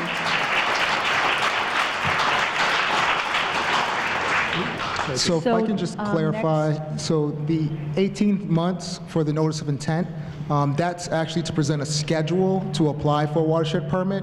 It's not necessarily expected that a full application would come. That's just to give us a heads up on how long it would take for the town to put together a watershed permit and submit that to us for review. Then that needs to be clarified with the towns, because the towns have been told there's a full, not the full plan, but a schematic of the plan and a draft of the plan. And from what, again, Falmouth and Barnstable have both said is they cannot meet your requirements for the intent in the 18 months, both money-wise and planning-wise. Yep, and we're determined to work with the towns. And Barnstable and Falmouth are in a good position because they are conducting comprehensive wastewater management planning and targeted watershed management planning, and those are the heart of a watershed permit. So that puts them in a great position to apply for them. And lastly, how much nitrogen or total nitrogen to be removed, that's in the TMDLs. And so when we were talking about composting earlier and not being sure of how much that reduces, you can quantify that within the context of a watershed permitting, within the context of a watershed permit, doing post and pre-sampling to really quantify how much is reduced so that we know how much that works towards the TMDL. Yeah, I would just add that can you hear me? Yeah. I just add that, you know, the issue of the length of time is one of the issues that has been raised in our prior public info sessions and public comment periods. It's definitely noted as one of the issues that DEP needs to address. We've not started, you know, making revisions to the regs. you know, that process comes after the conclusion of the public comment period, which is scheduled now to end at the end of January. Just finally on that point, we have been meeting specifically with the town of Falmouth for, I believe that's where Mr. Downing is speaking to. They do have some complicated watersheds and not every size fits all. And as we talked about, that's where working directly with the municipalities to better understand their situation, that's going to change the complexion of the time and the strategies. But for the most part, a lot of communities are already doing a lot of work, and that could be credited down the road. So last person requesting to speak is Laura Hadley. Laura? Thank you. Good evening. My name is Laura Hadley. I'm a clean water enthusiast, human, attorney, and entrepreneur. Someone said, before you criticize someone, you should walk a mile in their shoes. That way, when you criticize them, you're a mile away and you have their shoes. The proposed regulations are problematic for 3 reasons. First, it doesn't solve the problem. Second, it doesn't ensure the use of the best technologies. And third, it sets up an extortionary structure. First, in our small watershed, there's a farm with 500 cows. On average, 1 cow generates 14 gallons per cow per day. That's 2.5 million gallons per year. Question 1, why should I have to upgrade my septic when the 500 cows and their 2.5 million gallons aren't being addressed? Point 2, it doesn't ensure the best technology is used. The Cape Cod Commission 208 plan lists 66 different categories of technologies that can be used to solve the problem. What this does is picks option A, one subset of one of those categories, and then gives local volunteer groups and local administrators the authority to delegate out $40,000 and $50,000 bills, and to whom? Third point, it's setting up an extortionary system. You can't delegate this kind of ability to take someone's house, someone's livelihood, to a group of volunteers or local administrators with no accountability, no training requirements, and just let them run amok. It makes no sense. It's not going to solve the problem. What happens when these regulations are abused? What's going to happen then? Do you just get to take my house? Does the person in my town who I cut off by accident in traffic get to take my house or force me to pay their friend with a new technology company? What then? Why should homeowners be forced to bear the cost of a problem that we all got ourselves into? This is short-sighted and we can't do this. Thank you. Okay, so that concludes the in-person, and we're going to move with the virtual questions. People that have been... Do we have somebody else? Yeah, I'm sorry. I did put my name in. I guess it didn't come out. My name's Ken from Dartmouth. I had a couple questions. I hear that this system is out and you can readily get it if you need to, is what it sounds like today. The question is, if you have a Title V, it sounds like you're going to have a new system between the leaching field and the holding tank. If that is correct, is there a monthly, quarterly, or yearly fee for this new system? Is it just a box as what we have now, or does it have electronics in it? Another question is financing. I'm sure everybody here has the money, whether it be $15,000, $30,000, or $100,000. Who is the financing going to be through? Is it through the town, or is it through the state? And or is it going to be held against you or a lien on your home if they are putting in some sort of a loan from whomever? If you could please answer that. Thank you. So to speak to the technology, there are different technologies that some are passive, if they're a gravity-fed system. Some may have pumps, depending on if they need pumping for to put it through the treatment system and out to the field, and others are leaching fields themselves. So those would be examples of a passive system. Requirements on the system depends on what level of approval it's at. General use technologies typically have an annual monitoring requirement, and they do require oversight once per year inspection by an operator, a certified operator. And if they're in provisional, there would be more frequent monitoring required, typically a quarterly monitoring requirement and oversight. The certified engineer or the certified person needs to come out and annually check it. Do we know what that fee is? I mean, we're looking right now, people that have a septic system, no yearly fee other than having it pumped out, but now we're talking about electronics, electrical, possibly going to have to upgrade their systems with just electrical, never mind a sewerage system. Do we know an annual fee on that? Because I'm sure it's not put into this $15,000 to $30,000 that we're thinking about.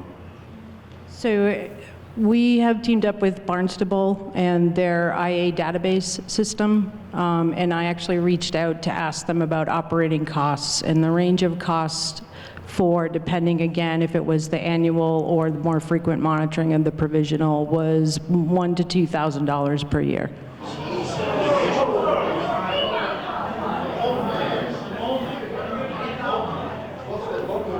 Thank you very much. I'm glad I asked the question.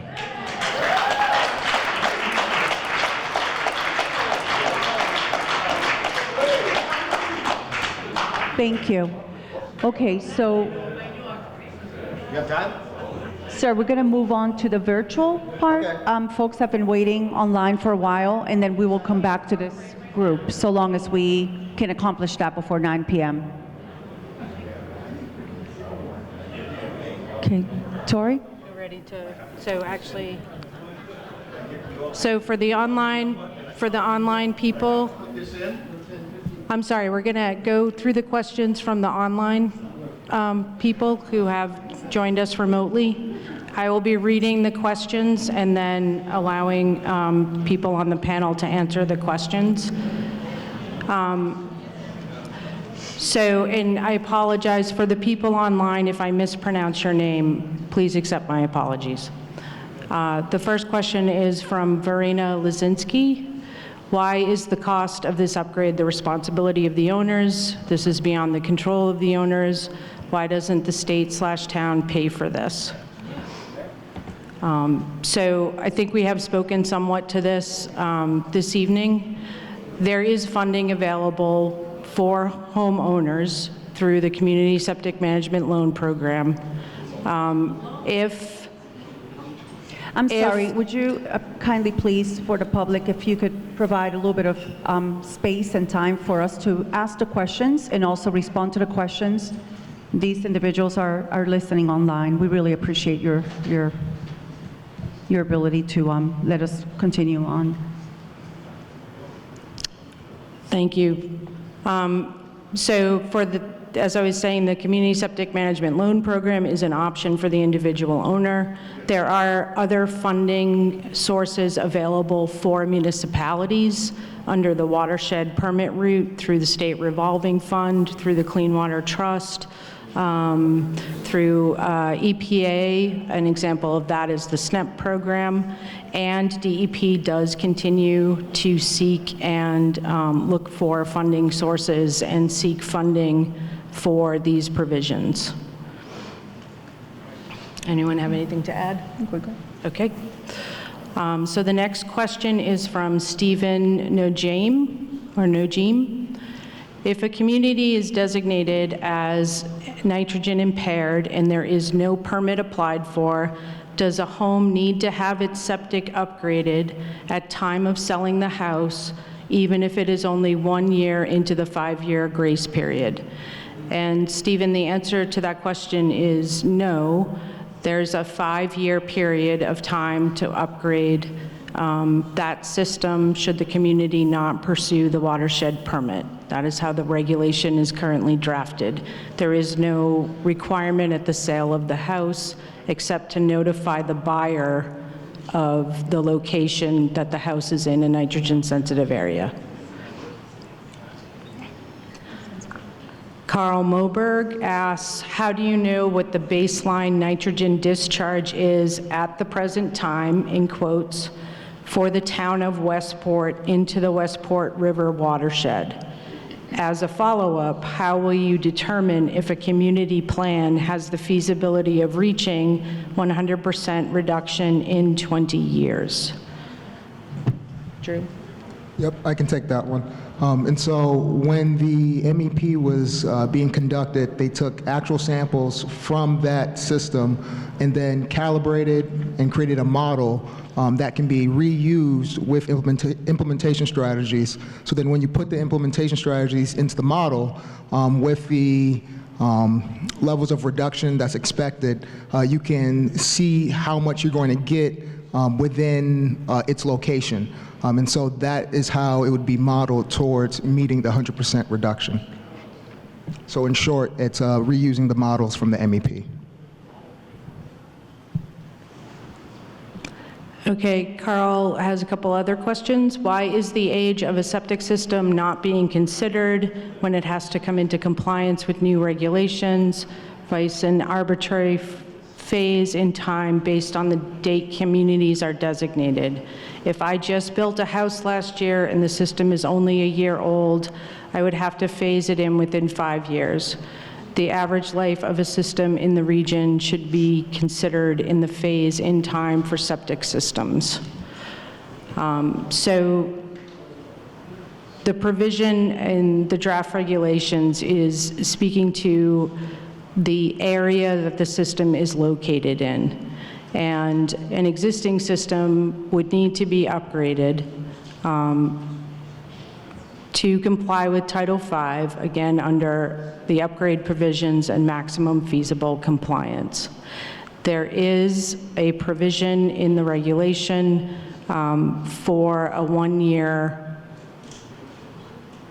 Tim, I'm going to, a 1-year caveat if you have installed the system within 1 year of the promulgation, and I would like to double check that. But we did get the comment, and we have put that into the draft. And these comments are being captured, so they will be part of our comment resolution process. Okay, and Carl, last question, do you have a simple pie chart that shows the percentage of nitrogen load by source, specifically the specific percentage from homeowner septic systems into the Westport River watershed? Those should be available on the... So Drew, you want to speak to that? Drew was speaking to. Drew's got it. Yeah, you can follow up, Leldon, but I was just going to say that, again, that will be in the Massachusetts Estuary report, as well as Westport does have a town planning document, and so I'm sure that the nitrogen reduction amounts and the sources are cited in that plan document, or town planning document as well. Okay, David Ray, if a homeowner cannot upgrade in the 5-year time frame due to conditions such as lack of vendors, equipment shortages, financial burdens, etc., what will happen? And so this speaks to, so the Board of Health is actually the approving authority for homeowners and their septic systems, and DEP would be working with the boards of health in these situations if they come about and people are not able to upgrade. But it's a comment, good comment. Barbara Pereira, what is being written into this new regulation that will take into account the extraordinary cost associated with these septic system upgrades? The watershed permit is a new regulation that provides that option, so we don't have to move forward with the septics.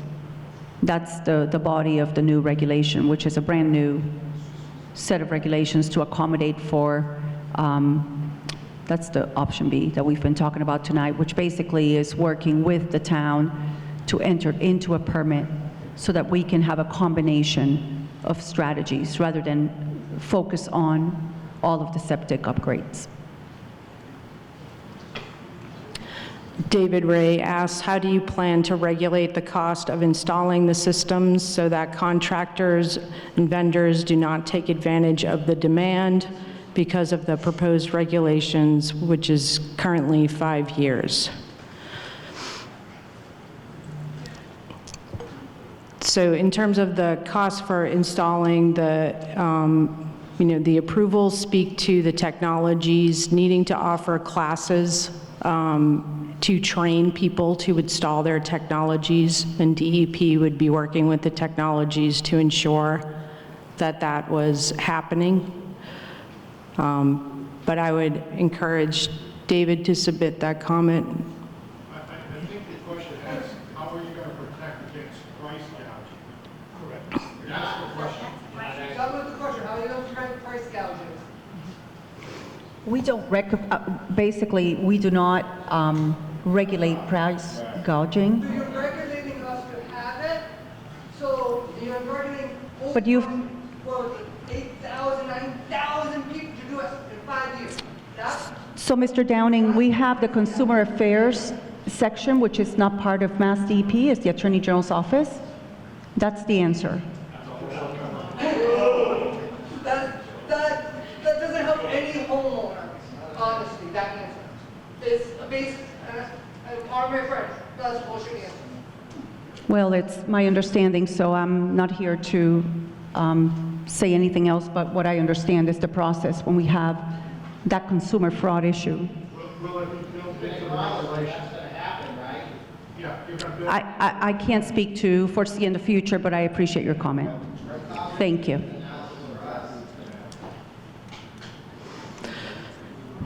Okay, Barbara Pereira asks, virtually 100% Dartmouth septic owners will be in an area that may be designated as an NRA NSA. How will we even know if our own private system does or does not meet the criteria? In this area, is this area based or individual property based? The second part, how will an elderly retired person be expected to foot this bill to install the required technology? Realistically, how much of the cost will be covered by the funding that you just mentioned? I think that's been asked and answered. So speaking to it, so we do, if I'm understanding, Barbara, when you say how will we even know if our own private system does or does not meet the criteria, is that meaning you're in or you're out of that area? We have the map locator that's available online where you can input your address to see if you are in a watershed. And it is by property, but the watershed is area-based, and Drew can speak into more detail on that. We have spoken to funding, and again, DEP has posted resources for seeking funding on its webpage, and we are also continuing to seek out funding sources. Did you want to speak to the watershed delineation? So, the watershed delineations? Well, to her question, I'm sorry, how is the area based on individual, is this area based or individual property based is what she asked, the nitrogen sensitive area? No, it's based off of the hydrogeological flow under the ground. So as the water flows towards the embayment or estuary, that's how the delineations came to be. And then they were refined within the MEP or moving forward scientific evaluation of that watershed or embayment system. So that's how the lines are delineated. And then in a way that I kind of interpreted the question is kind of the use of the systems within watershed permitting. There would be a monitoring program within the watershed permit to assess the efficacy of that strategy, whether it be an IA system, a permeable reactive barrier, whatever it be, looking at if there's a water use component, using that with the concentration to create the actual load so we can assess how much load is being removed through that strategy. Thanks, Drew. David Ray asks, why are the regulations focused on homeowners and their septic systems instead of the better holistic plan through statewide and town communities, and why the 5-year time frame to implement? So Title V deals with septic systems, and DEP has authority under Title V to regulate those septic systems, and that's why that requirement is there. The time frame in development of these regs and in community outreach, we heard from both sides, some asking for shorter time frames, others asking for longer time frames, and so we met in the middle with the 5-year time frame in those discussions, but again, still taking comments on any of the proposed regulations.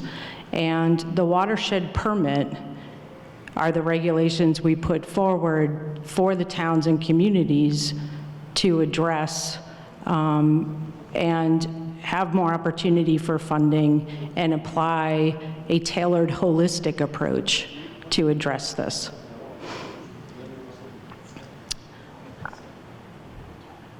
David Ray also asked, it seems like new systems are still being tested, so why are you changing regulations before you know these systems can work efficiently and properly?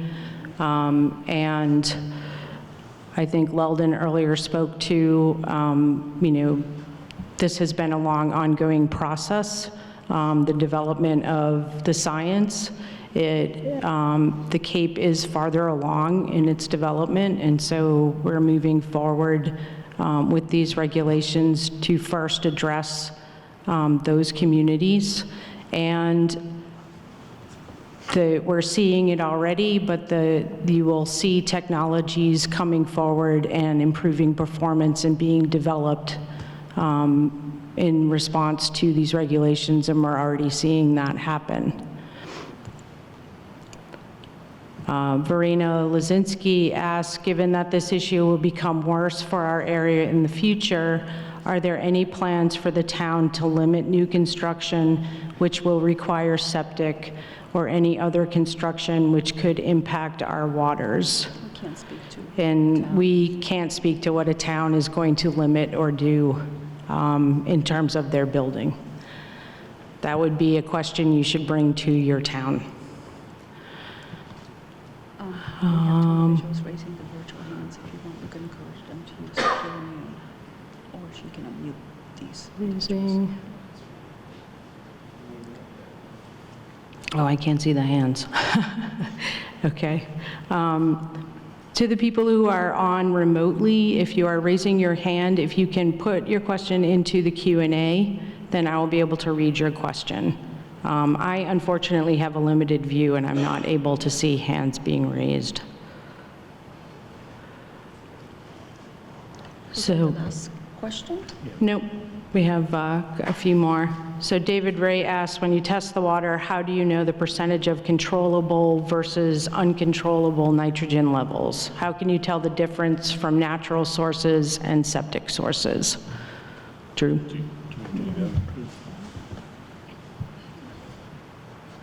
So the difference is explained within the MEP reports as the monitoring is done at the locations of where the sources are. And so as they take the samples from the bay, you have what's in the bay, and that could be calibrated with whatever's in the bay, salinity or whatever other constituents. And then there are assumptions made when it comes to stormwater runoff and fertilizer based off of data that is taken from golf courses and typical uses of fertilizer. And then I believe the stormwater, the rain events is taken from the USGS. And so a lot of it are standards based off of the geographical area. But then when it comes to septics, as kind of what the question is pointing at, there was actual data taken from septics. It was debated on what the actual influent concentrations are, but that was settled when it came to the actual impacts on the bay. And then attenuation was assessed via looking at the water bodies in between those sources and the bay. And the attenuation could be refined over time with more monitoring, but they settled on what data they could collect within that time period.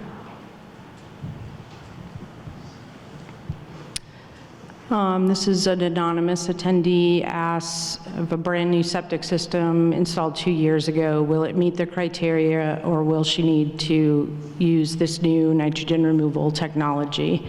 The proposed draft regs, you would need to install the nitrogen removal technology if within 5 years of designation, unless your town pursued the watershed permit.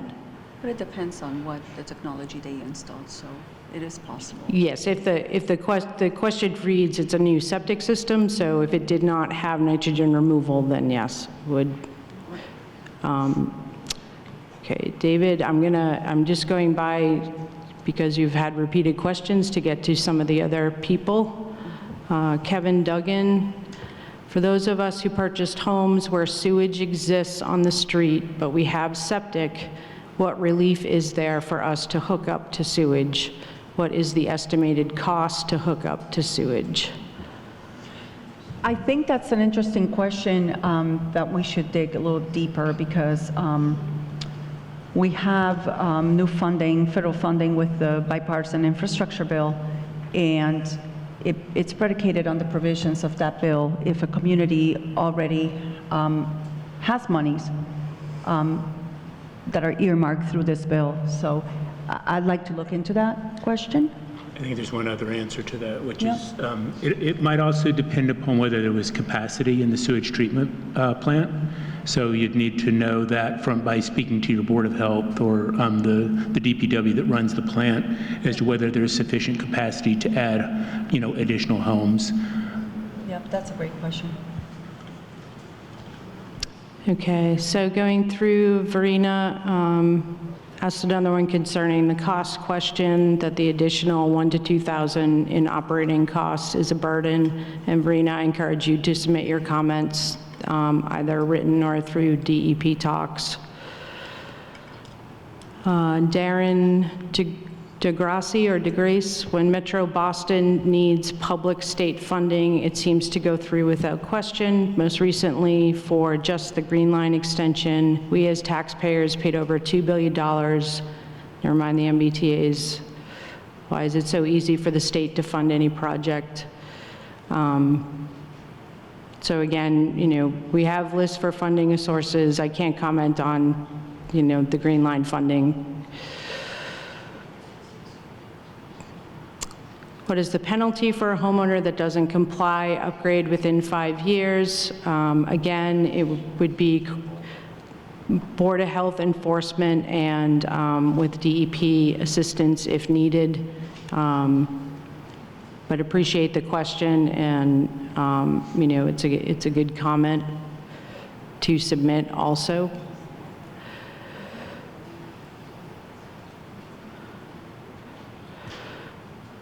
Michael asks if you have a septic system that was installed for a 4-bedroom house and your children have moved out and there are only 2 adults left, could you be compliant with your acceptable nitrogen levels being dispersed through the system without an upgrade?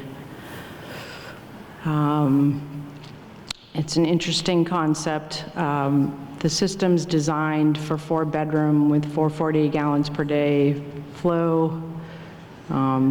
I do not have an answer for you tonight, Michael, but ask if you can submit your question to me, I can respond.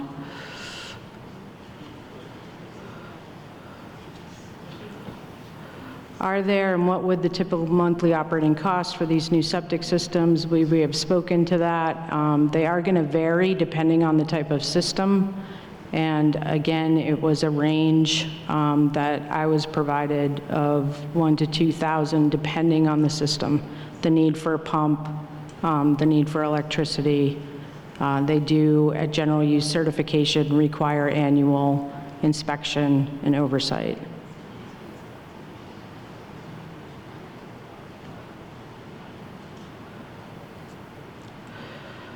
Len, we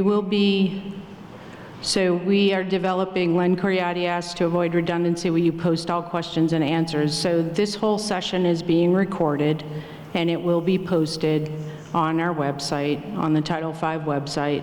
All of the questions read and answered obviously will be in that recording. And also, we are continually developing our frequently asked questions document, which is also out on our website. Michael Rossi asks, if the town works with your mandates, would the focus shift to the rivers, dredging and mosquito cuts, for example, and away from the septic system? Well, this exercise is focused on nitrogen, and any other efforts would need to be processed through the correct program. I'm not sure specifically with regards to mosquito, whether it's any kind of aerial spraying or what is the reference time back to that. But again, the public informational session is just focused on the proposed regulations which speak to embayments and eutrophication. Mark Lutman from Westport, will Mass DEP give consideration for towns that have proactively implemented mitigation to reduce nitrogen loads and showing successful trends towards and/or meeting targeted threshold nitrogen TMDLs prior to designating those watersheds as an NSA? Is there a provision for exemption if criteria are met via local efforts that are successful? Drew? Yeah. Simply answered yes. We can consider actions that are taken before a watershed permit.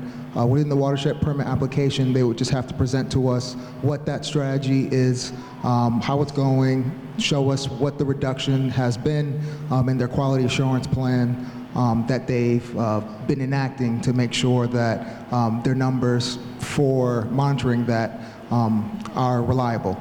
But yes, we can take in strategies before they have a watershed permit or before these regulations are finalized. And I think we talked about the fact that Title V has been around for a while. The proposal tonight specific to Title V is to develop a new category that addresses ecological habitats versus the original Title V, which looks at directly the correlation of septics and drinking water.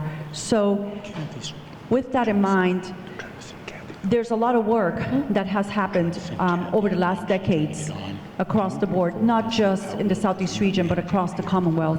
And therefore, all that body of work would qualify with regards to arriving at a more focused, precise strategy. And Mass DEP is definitely relying on the body of work, past work, that a lot of towns, cities and towns have actually executed to date. Hilda Mangay speaks to compost toilets, and that I, Mary Beth Chubb, should be aware of a study done by George Horfelder at the Mass Alternative Septic System Test Center. So thank you, Hilda. I am aware, and to clarify my comment on compost toilets, while they have an alternative system approval, that approval does not incorporate a nitrogen performance standard. So what I meant was we would need to review that, review data for it, more than just the one study that was done, and quantify that amount for the compost toilet use. So thank you, Hilda, for that comment.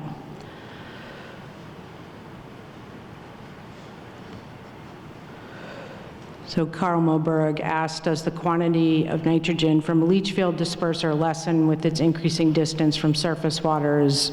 In other words, is it consumed on its way to surface waters? Can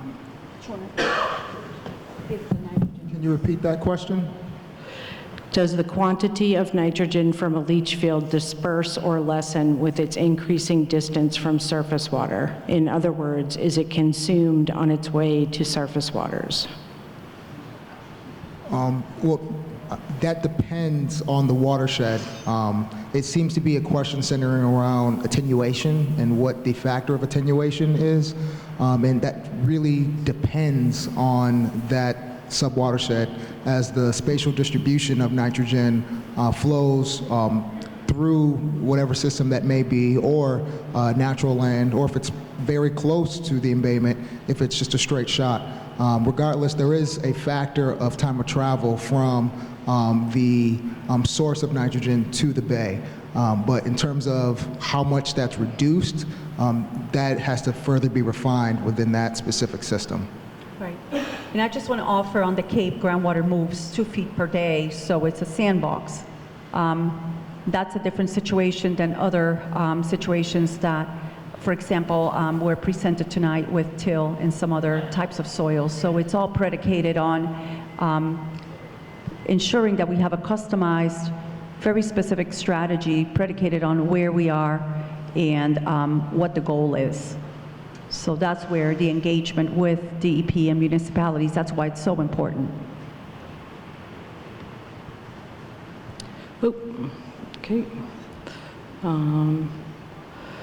Hilda Bengay asks, can the state revolving funds be used for non-traditional technologies such as composting toilets and urine diverting systems? And the answer to that, Hilda, is if they are part of a comprehensive plan, then they can be eligible for SRF funds. Anonymous, does having your septic pumped annually assist with decreasing nitrogen levels? It is not something we have considered. It's an interesting comment.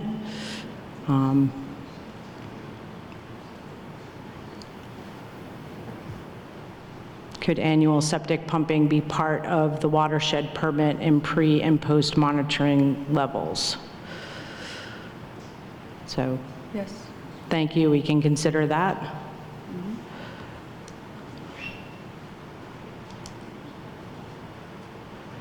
Okay.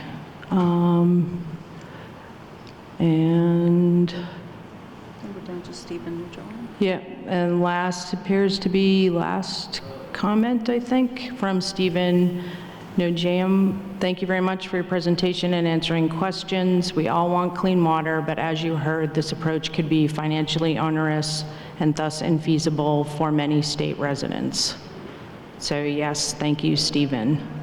And I believe, and Tori, you can let me know, I believe we have answered all of the questions that were submitted through the Q&A. And if we have, oh, go ahead, Tori, sorry. We do have 3 raised hands in the audience, in the virtual audience. Okay, I can, so are we going to ask them to submit through the Q&A or? Can we hear them? Or can we unmute them? There's an option where you can unmute the person. Yes, I'll go ahead and unmute. Please, thank you.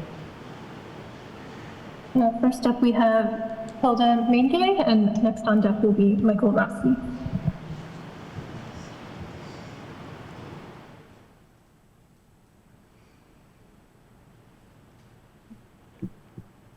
Hello?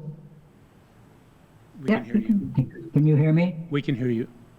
I'm Earl Barnhart. I'm Hilda's husband. I'm going to speak for her. My name is Earl Barnhart. I live in East Falmouth. I would like to answer the question of the gentleman who asked about composting toilets. George Hochfelder did a study in Falmouth for 2 years studying the nitrogen removal from composting toilets. They removed 90% of the nitrogen, removed 99% of the phosphorus. Our research has shown that the best way to reduce water pollution in watersheds is by urine diversion. Urine diversion is a strategy of collecting urine at the household level and not flushing it with 8,000 gallons of pure water. 80% of the nitrogen in the wastewater from a Cape Cod house is in the urine from the house. Over the last 10 years, safe and affordable urine diversion technology has been developed and is being used in Brattleboro, Vermont. Each town on Cape Cod could build infrastructure to collect, store, process, transport, and recycle urine as a valuable fertilizer product for agriculture. Most of the urine from Cape Cod should be exported off to farms off Cape. The urine diversion has the advantage of being the cheapest technology for nitrogen management. The cost per pound of nitrogen removed by urine diversion is 1/10 the cost of sewers or IAs. The lower cost would be more affordable for low and middle income homeowners. It costs $40 a year to have 3 composting toilets in our house. If the nitrogen in urine that's now polluting the Cape were diverted and recycled off Cape, the Cape would avoid spending billions of dollars for IA systems and sewers. Thank you.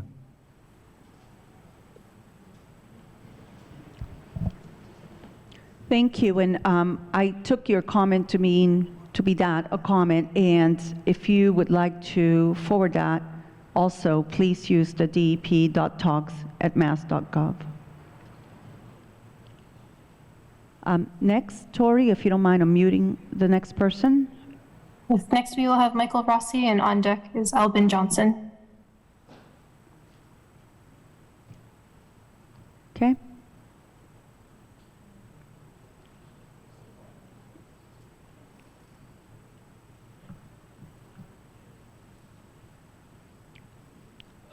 Tori, has the person been unmuted?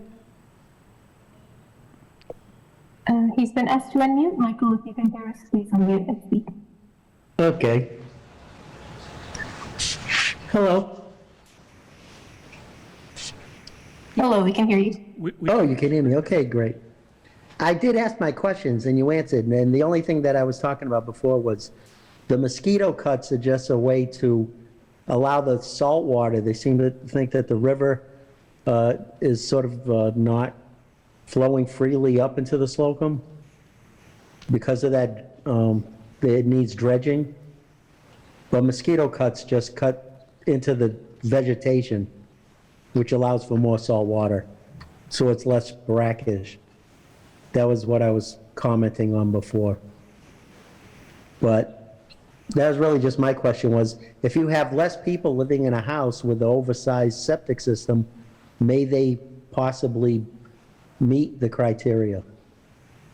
And the other question was on if the town works with the mandates, would they focus more on the actual areas like the Slocum River and the Pascamanset and everything flows into it, rather than individual homeowners, because they would seem to be having less impact, I would think. I mean, you got issues with the river itself first.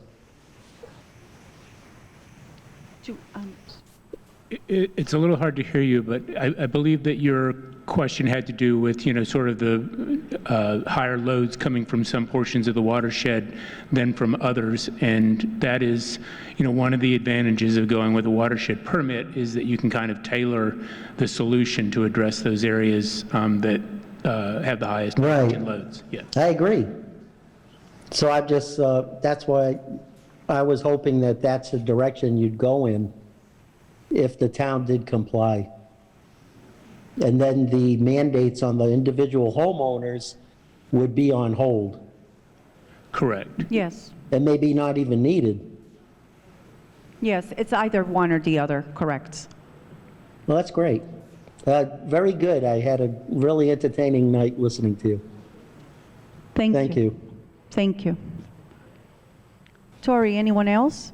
And then we'll circle back, predicated on the time that it's 8:34 now. We have the room till 9 o'clock. If anybody else has additional comments in person, we'd like to hear them. Next, we will have Albin Johnson, and if someone else would like, he's lowered his hand. If anyone else would like to comment virtually, please raise your virtual hand.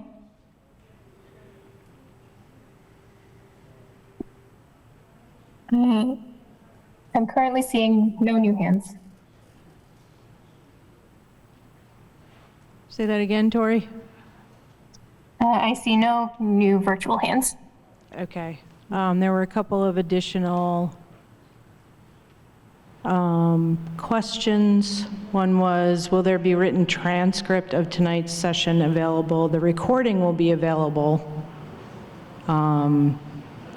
Written transcript, I'm not sure of, but you can email me that request. Yep. And are micro sewage treatment systems being considered as an alternative whereby such a system might also have the added benefit of alleviating the necessity of a traditional septic tank and leach field? And I think under the watershed permit, you can utilize, alternatives and different types of treatment systems to address conventional and non-conventional. Correct. And that answers all of the questions from the remote attendees. Okay. So seeing that it's 8:35, we'd like to, again, bounce back to the in-person attendees here tonight and recognize anyone that wished to express comments. And I see a hand. Sir, if you don't mind identifying yourself when you get to the podium, we appreciate that.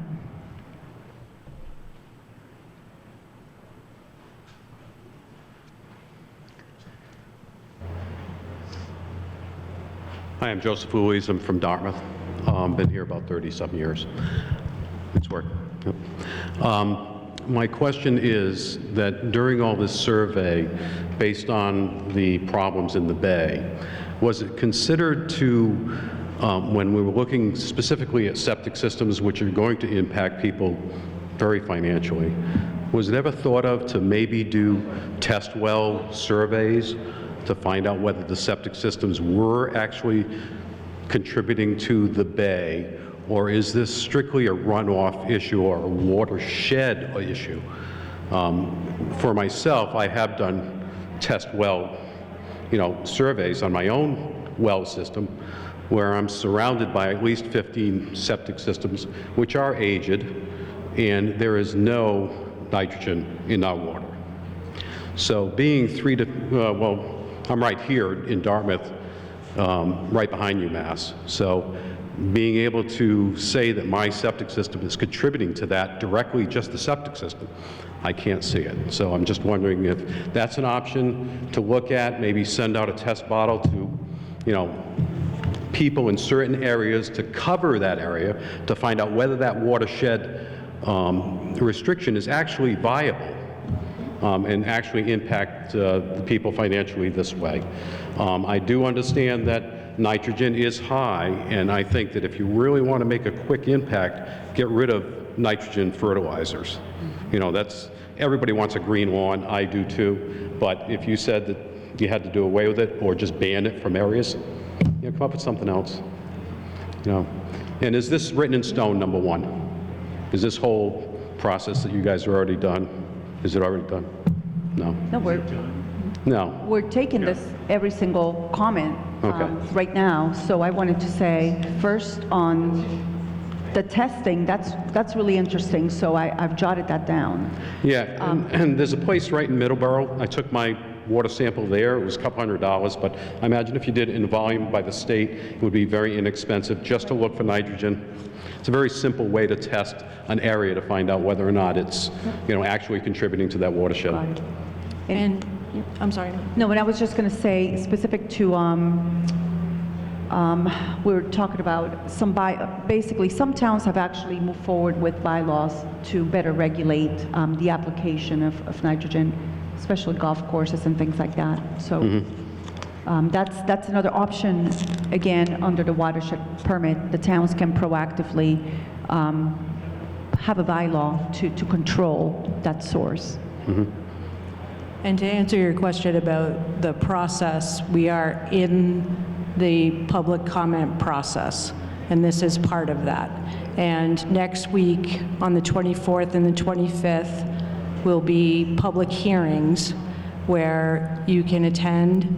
If you want to attend, register online, and your comment will be recorded and reviewed as we review the draft regulations. That goes till January 30th at 5 p.m. You can also submit your comments through the DEP.talks email or submit it in writing. And we are logging every comment and registering every comment and reviewing every comment. Okay, thank you. And then typically after that process, the comment period is completed, so then the DEP staff go through those comments. We, have the potential to revise the regs to address the kinds of comments that we've heard.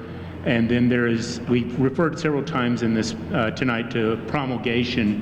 What promulgation means is that DEP, brings its final copy to the Secretary of State, who then, enters it into as a regulation of the state. So there is a lengthy review process of the comments, revisions made, and then, presumably a final regulation would come out sort of the other end. Okay, thank you. Thank you. Next. Thank you. Good evening. Thank you. Sure. My name is Ben Cutter. I'm a Dartmouth resident as well, a new homeowner, and I installed the septic system last year to the tune of about $45,000, and I now find that it is not up to snuff because it does not contain best available nitrogen reducing technology or whatever that might mean at today or current time. So I first wanted to express frustration with how these regulations have changed while current homes are being built and permitted, and now all of those things are no longer valid and requiring new upgrades within 5 years. So that's me exactly.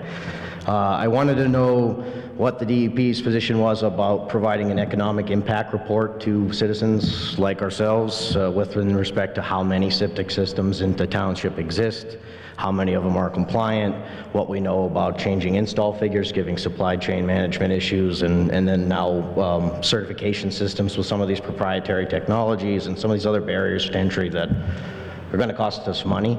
I wonder when or what might come for that for the likes of us. Is what does this mean for the lifespan of our system, the install, the loan costs based on our income, and what federal grants are available for that. I really think that some sort of economic impact assessment for us and for the cost benefit that, granted, we want to reduce the nitrogen, but we all have to foot the bill for it somehow. The other thought I had is what a best available nitrogen reducing technology means. I feel like without a permanent figure attached to that and what the approved systems are, we're not really supposed to know what the right goalpost is, or if it moves tomorrow, was that the system I installed next year is now 3 years down the line, the ugly duckling that had some sort of component we didn't know about, it needs to be replaced again, new costs. And then because of my new system, and it's a chamber system and then a pump chamber that sends it all upgrade, I'd found absolutely no information about what does a modification of the system like that actually look like. And I haven't found any engineers who can tell me.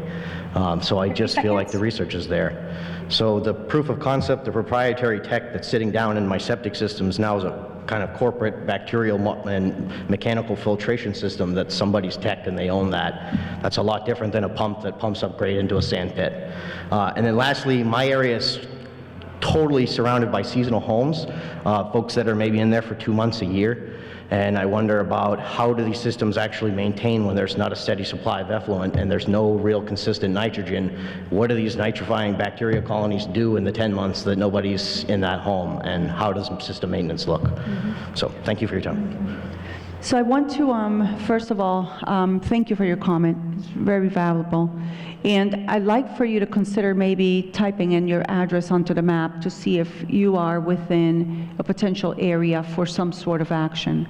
You talk about maybe the seasonality, maybe there's, we've been talking a little bit about watersheds, but even within a watershed, you have a sub-watershed. And it could be that that particular area is not affected. So I just don't want you to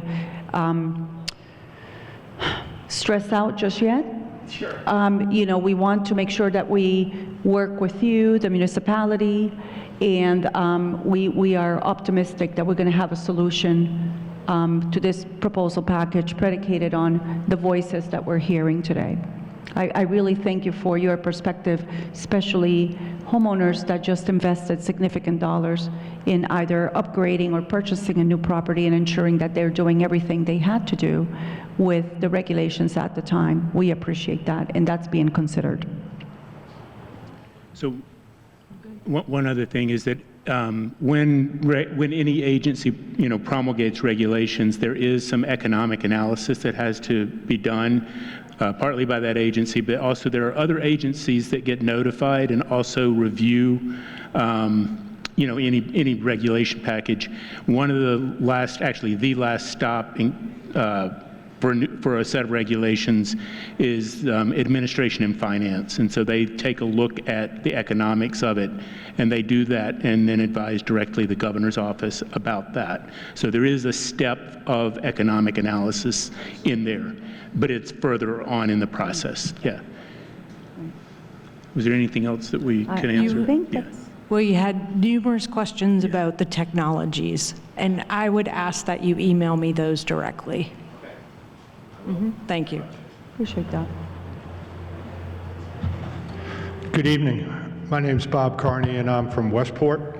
And I have two quick questions. One is my town, Westport, is a border town. And we have Little Compton and Tiverton right on our border, both of which are coastal towns. So my question is, if I go through this process and everyone in my town goes through this process, but nobody in Little Compton does, no one in Tiverton does, have you taken that into consideration? I know you have no authority over them, but have you built it into your models to see what impact it's going to have on you achieving your ultimate goals of reducing the level of nitrates in the water? Yeah, I mean, that's an interesting question, and a similar question came up last night at the info session. As you said, we don't have authority over the state of Rhode Island. We would have to, I think that what the state is obligated to the federal government to show that we are doing what we can to meet state water quality standards, okay? So what we would have to demonstrate is that, those people in that watershed in Westport have done what they can. And even if our state water quality standards are not met, it may be because of sources outside of the state and outside of our control. So I can't, I certainly could not guarantee that if everyone in Westport sort of did their part, that it would result in, that water body meeting the state water quality standards. But, it's certainly a step in the right direction, but we, as you said, we don't have authority over the state of Rhode Island. So that is a somewhat unique circumstance to the fact that, you're on the border with another state. But I'm assuming you've run models. We know what portion of the load is coming, based on land use and other parts of the model, we know what portion of the load is coming from Westport and presumably what portion would be coming from out of state. And do those models predict that you're going to be successful if we go through this process in reaching your goals? Yeah, that I don't know, and I don't know if Drew's the engineer here, so. I'm not sure off the top of my head right now, but what I can say is if a TMDL has been issued, that means the goals can be met. Okay. The second question is a process question. I think you might have already answered it. I believe you're all appointed officials. What level of approval from what elective body is going to be the final say on whether or not this regulation gets changed? Is it the Secretary of State? Or is it the governor? Who is it? Yes, so what happens next is we take all these comments into consideration. The public comment period closes on 30 January, 5 p.m. So please, please make sure you get your comments in. We go through a process of sifting through all the comments, cataloging the comments, compiling comments, and then we do our internal briefings all the way to the governor's office. So the governor is the approving authority? Yes, we have we have that built into our public regulation process for promulgation purposes. Yes. Thank you. Yes, and I do want to add something just a little bit more specific to the watershed permit. This concept started back in 2015, and I've said this before in prior sessions, culminating in a quote test drive of what the concept was based on 3 years worth of conversations with 4 Cape communities: Brewster, Chatham, Harwich, and Orleans. 4 communities that basically share one watershed, the Pleasant Bay watershed. The actual watershed permit was issued by Mass DEP on August 3rd, 2018. So it is available, to just demystify the concept of the watershed permit. The applicants were the select boards of those 4 towns, and that was supported by an intermunicipal agreement, an IMA, which basically speaks to a lot of particulars as to how these 4 communities are going to work together, whether it's cost sharing, access agreements, and basically ensuring that all these strategies that were the concept that was out there, they basically have a working group to ensure that that works. And again, the theme is achieving water quality and habitat quality restoration goals that, as our engineer Drew stated, are established by the TMDL report for that watershed.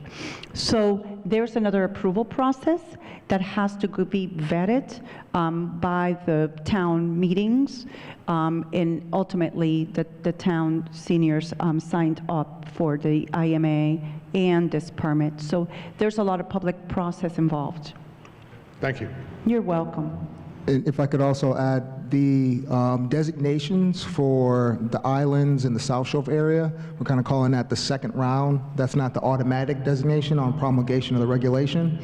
And with that second round, that's going to be a very public process as well. And so items such as feasibility of meeting goals can be brought up during that process. And that second round will begin when? 5 years, 10 years? Oh, 5 years? Okay. Yes. Thank you. We're basically focusing on the Cape first. That's going to be an automatic designation.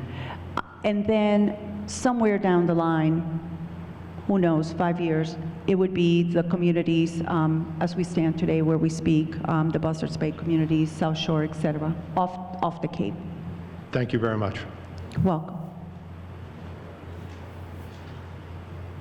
Hi, I'm Deb Tucker. I live in Dartmouth, and I'd like to thank you all for being here tonight.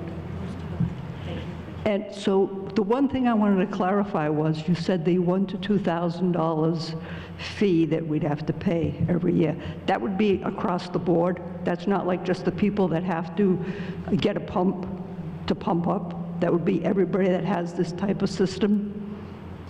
So to clarify that, that's an estimation of operation and maintenance costs on alternative technology. The low end being a general use certified system, and the higher end being one that was still in its performance evaluation of provisional use, requiring more frequent monitoring. My other question is, if you take someone who's about 85 years old, they live in a 3-bedroom house alone, they get their septic pumped every 3 years like the town wanted, have receipts to prove they do this, their system doesn't fail, it's in excellent condition because they're the only person, they would still have to abide by this, and knowing that they could be dead in 4 years, 5 years, whoever inherits it, will there be like an exception for people like that they would say, well, yeah, you get the 5 years, you're 85, you're living off Social Security, you probably can't swing it anyway, so then your heirs would have to pay for the upgrade of the system. Is there going to be something like that in effect? So thank you for that comment, and I encourage you to submit it. Currently as drafted, there isn't a provision, but we would definitely consider and look at that comment. Okay. I would consider it would be good to submit that comment to us. Thank you very much. Thank you. Thank you.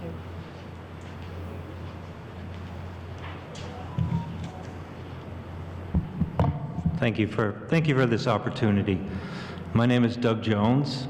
I live in Dartmouth. I've been here almost 30 years. I really don't have any questions. I realize this is more of a comment period, and I appreciate that, and I definitely appreciate the presentation that you've made tonight.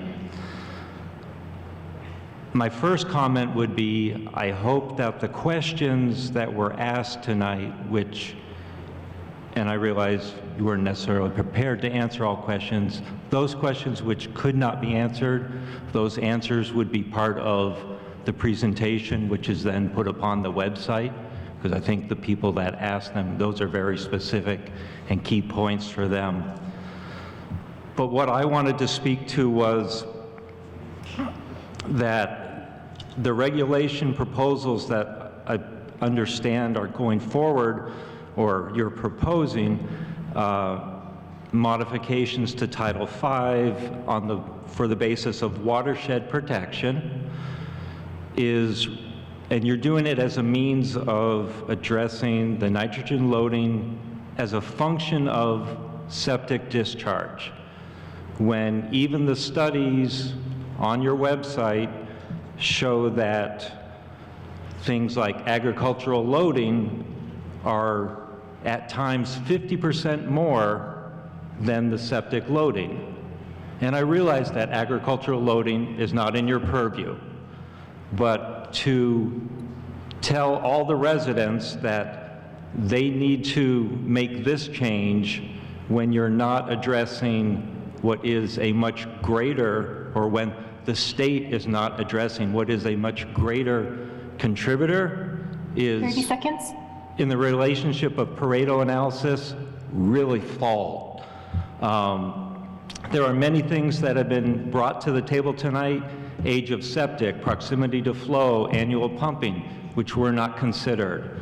Areas not yet designated on the maps that you have shown, will those be included in the future? And the fact that they're not included yet is because no studies have been done on those watersheds yet. I mean, really what we're talking about is the entire watershed. This is a statewide or a region issue. It's not a individual issue, so to approach it by addressing individuals to adjust their septic systems really seems, in the end, an end-around approach to get a town involvement by attacking individuals. And I don't think that's proper, and I think we've also heard a number of comments tonight that said the involvement for individuals along this process was not what it should have been. Thank you. Thank you. Thank you. So my only comment there, and I apologize, I want to capture your name. I'm sorry, so that... My name is Doug. My name is Doug Jones. Doug Jones. I live in Mr. Dartmouth. Jones, much appreciated. Mass DEP, again, as we stated, through the course of the summertime, really strive to ensure that we visited every single town that was affected or to be affected. Start that engagement. I can definitely personally tell you as a DEP official that I was really amazed at the volume of information, work, progress across the board. And the majority of the municipalities are truthfully contemplating the benefits of a watershed permit, which would sidestep what we've talked about with regards to focusing on the authority and the line of authority that the Title V provides, which is only nitrogen and it's only septic. I hope that as you have heard Mass DEP speak tonight, we recognize that there are other controllable sources of nitrogen. And what we have learned as well is that traditional approaches, such as, for example, wastewater treatment facilities or package plants, also get at other emerging contaminants like, for example, perfluorinated compounds or phosphorus. So to some degree, we're here to say that it's a complicated conversation, that we are not turning the blind eye on the community. Your concerns are valid. We have a lot of work to do, and the only way that we can achieve the goal is to really factor in all of the comments, written, oral, and tonight's presentation and all this interchange and dialogue has been codified, and it's on a transcript which will be uploaded for many, many other people to watch and see. So again, you know, we're hoping to continue working successfully with all the cities and towns and learn a little bit more about what's going to be a unique strategy for that community. That's really the goal. Sir, Mr. John Downing We're again. close to the 9 o'clock, but. Yep, it's just very quick. So after listening to what everyone's said here and what the goals are, it sounds like the best option for the homeowners and to get your goals met is let's eliminate the homeowner's septic option and just mandate every town submit a watershed water plan. Just mandate that. This way the homeowners are not facing the burden unless the town decides it is the best interest of their citizens. One more question, because I think Drew was going to answer a question earlier about what happens if you pump your septic every year, and I think he was cut off, so I'd like to hear his answer on that. Yeah, hypothetically, that should reduce, but we haven't analyzed that enough to have a definite answer. But hypothetically, pumping should improve the contribution or decrease the contribution that system would have on the bay. But what I was going to actually speak to earlier was one thing that's going on in the Cape that's being piloted is called a RME, Responsible Management Entity, and that's something that also can be incorporated into watershed permit. And the Responsible Management Entity is an ability that could save money in that it's treating the systems as a utility where through economic scales of cost, the operators would be monitoring, and so that rather than each individual person contracting their own person to pump and to monitor the systems, it would be more done through an entity. That's not something we're requiring, but that's something that could offer cost savings, and that's being piloted on the Cape right now. And that's where the pumping is folded in. Yeah, we definitely want to continue that dialogue. So I believe absent, it's 9 o'clock. I'm wondering what this means for the session. I think we're going to be closing the session at 9:02. Yes, we have the room booked at 9, until 9. Okay. So I just want to thank everyone who took the time out of their busy schedules to come and comment. We really appreciate coming out here. We want to thank UMass Dartmouth and the town of Dartmouth for doing such a great job with labeling the area so we could get here as quick as possible from the parking lot. Please be sure to participate next week. We have 2 public hearings, and then we will be concluding our process, public engagement process, on 30 January 2023. Again, on behalf of Mass DEP, the Commissioner's Office, Southeast Region, myself, and the team, we thank you so very much for your thoughtful commentary and your engagement. That's really what's going to make a difference here, and we appreciate hearing your stories. Thank you. Recording stopped.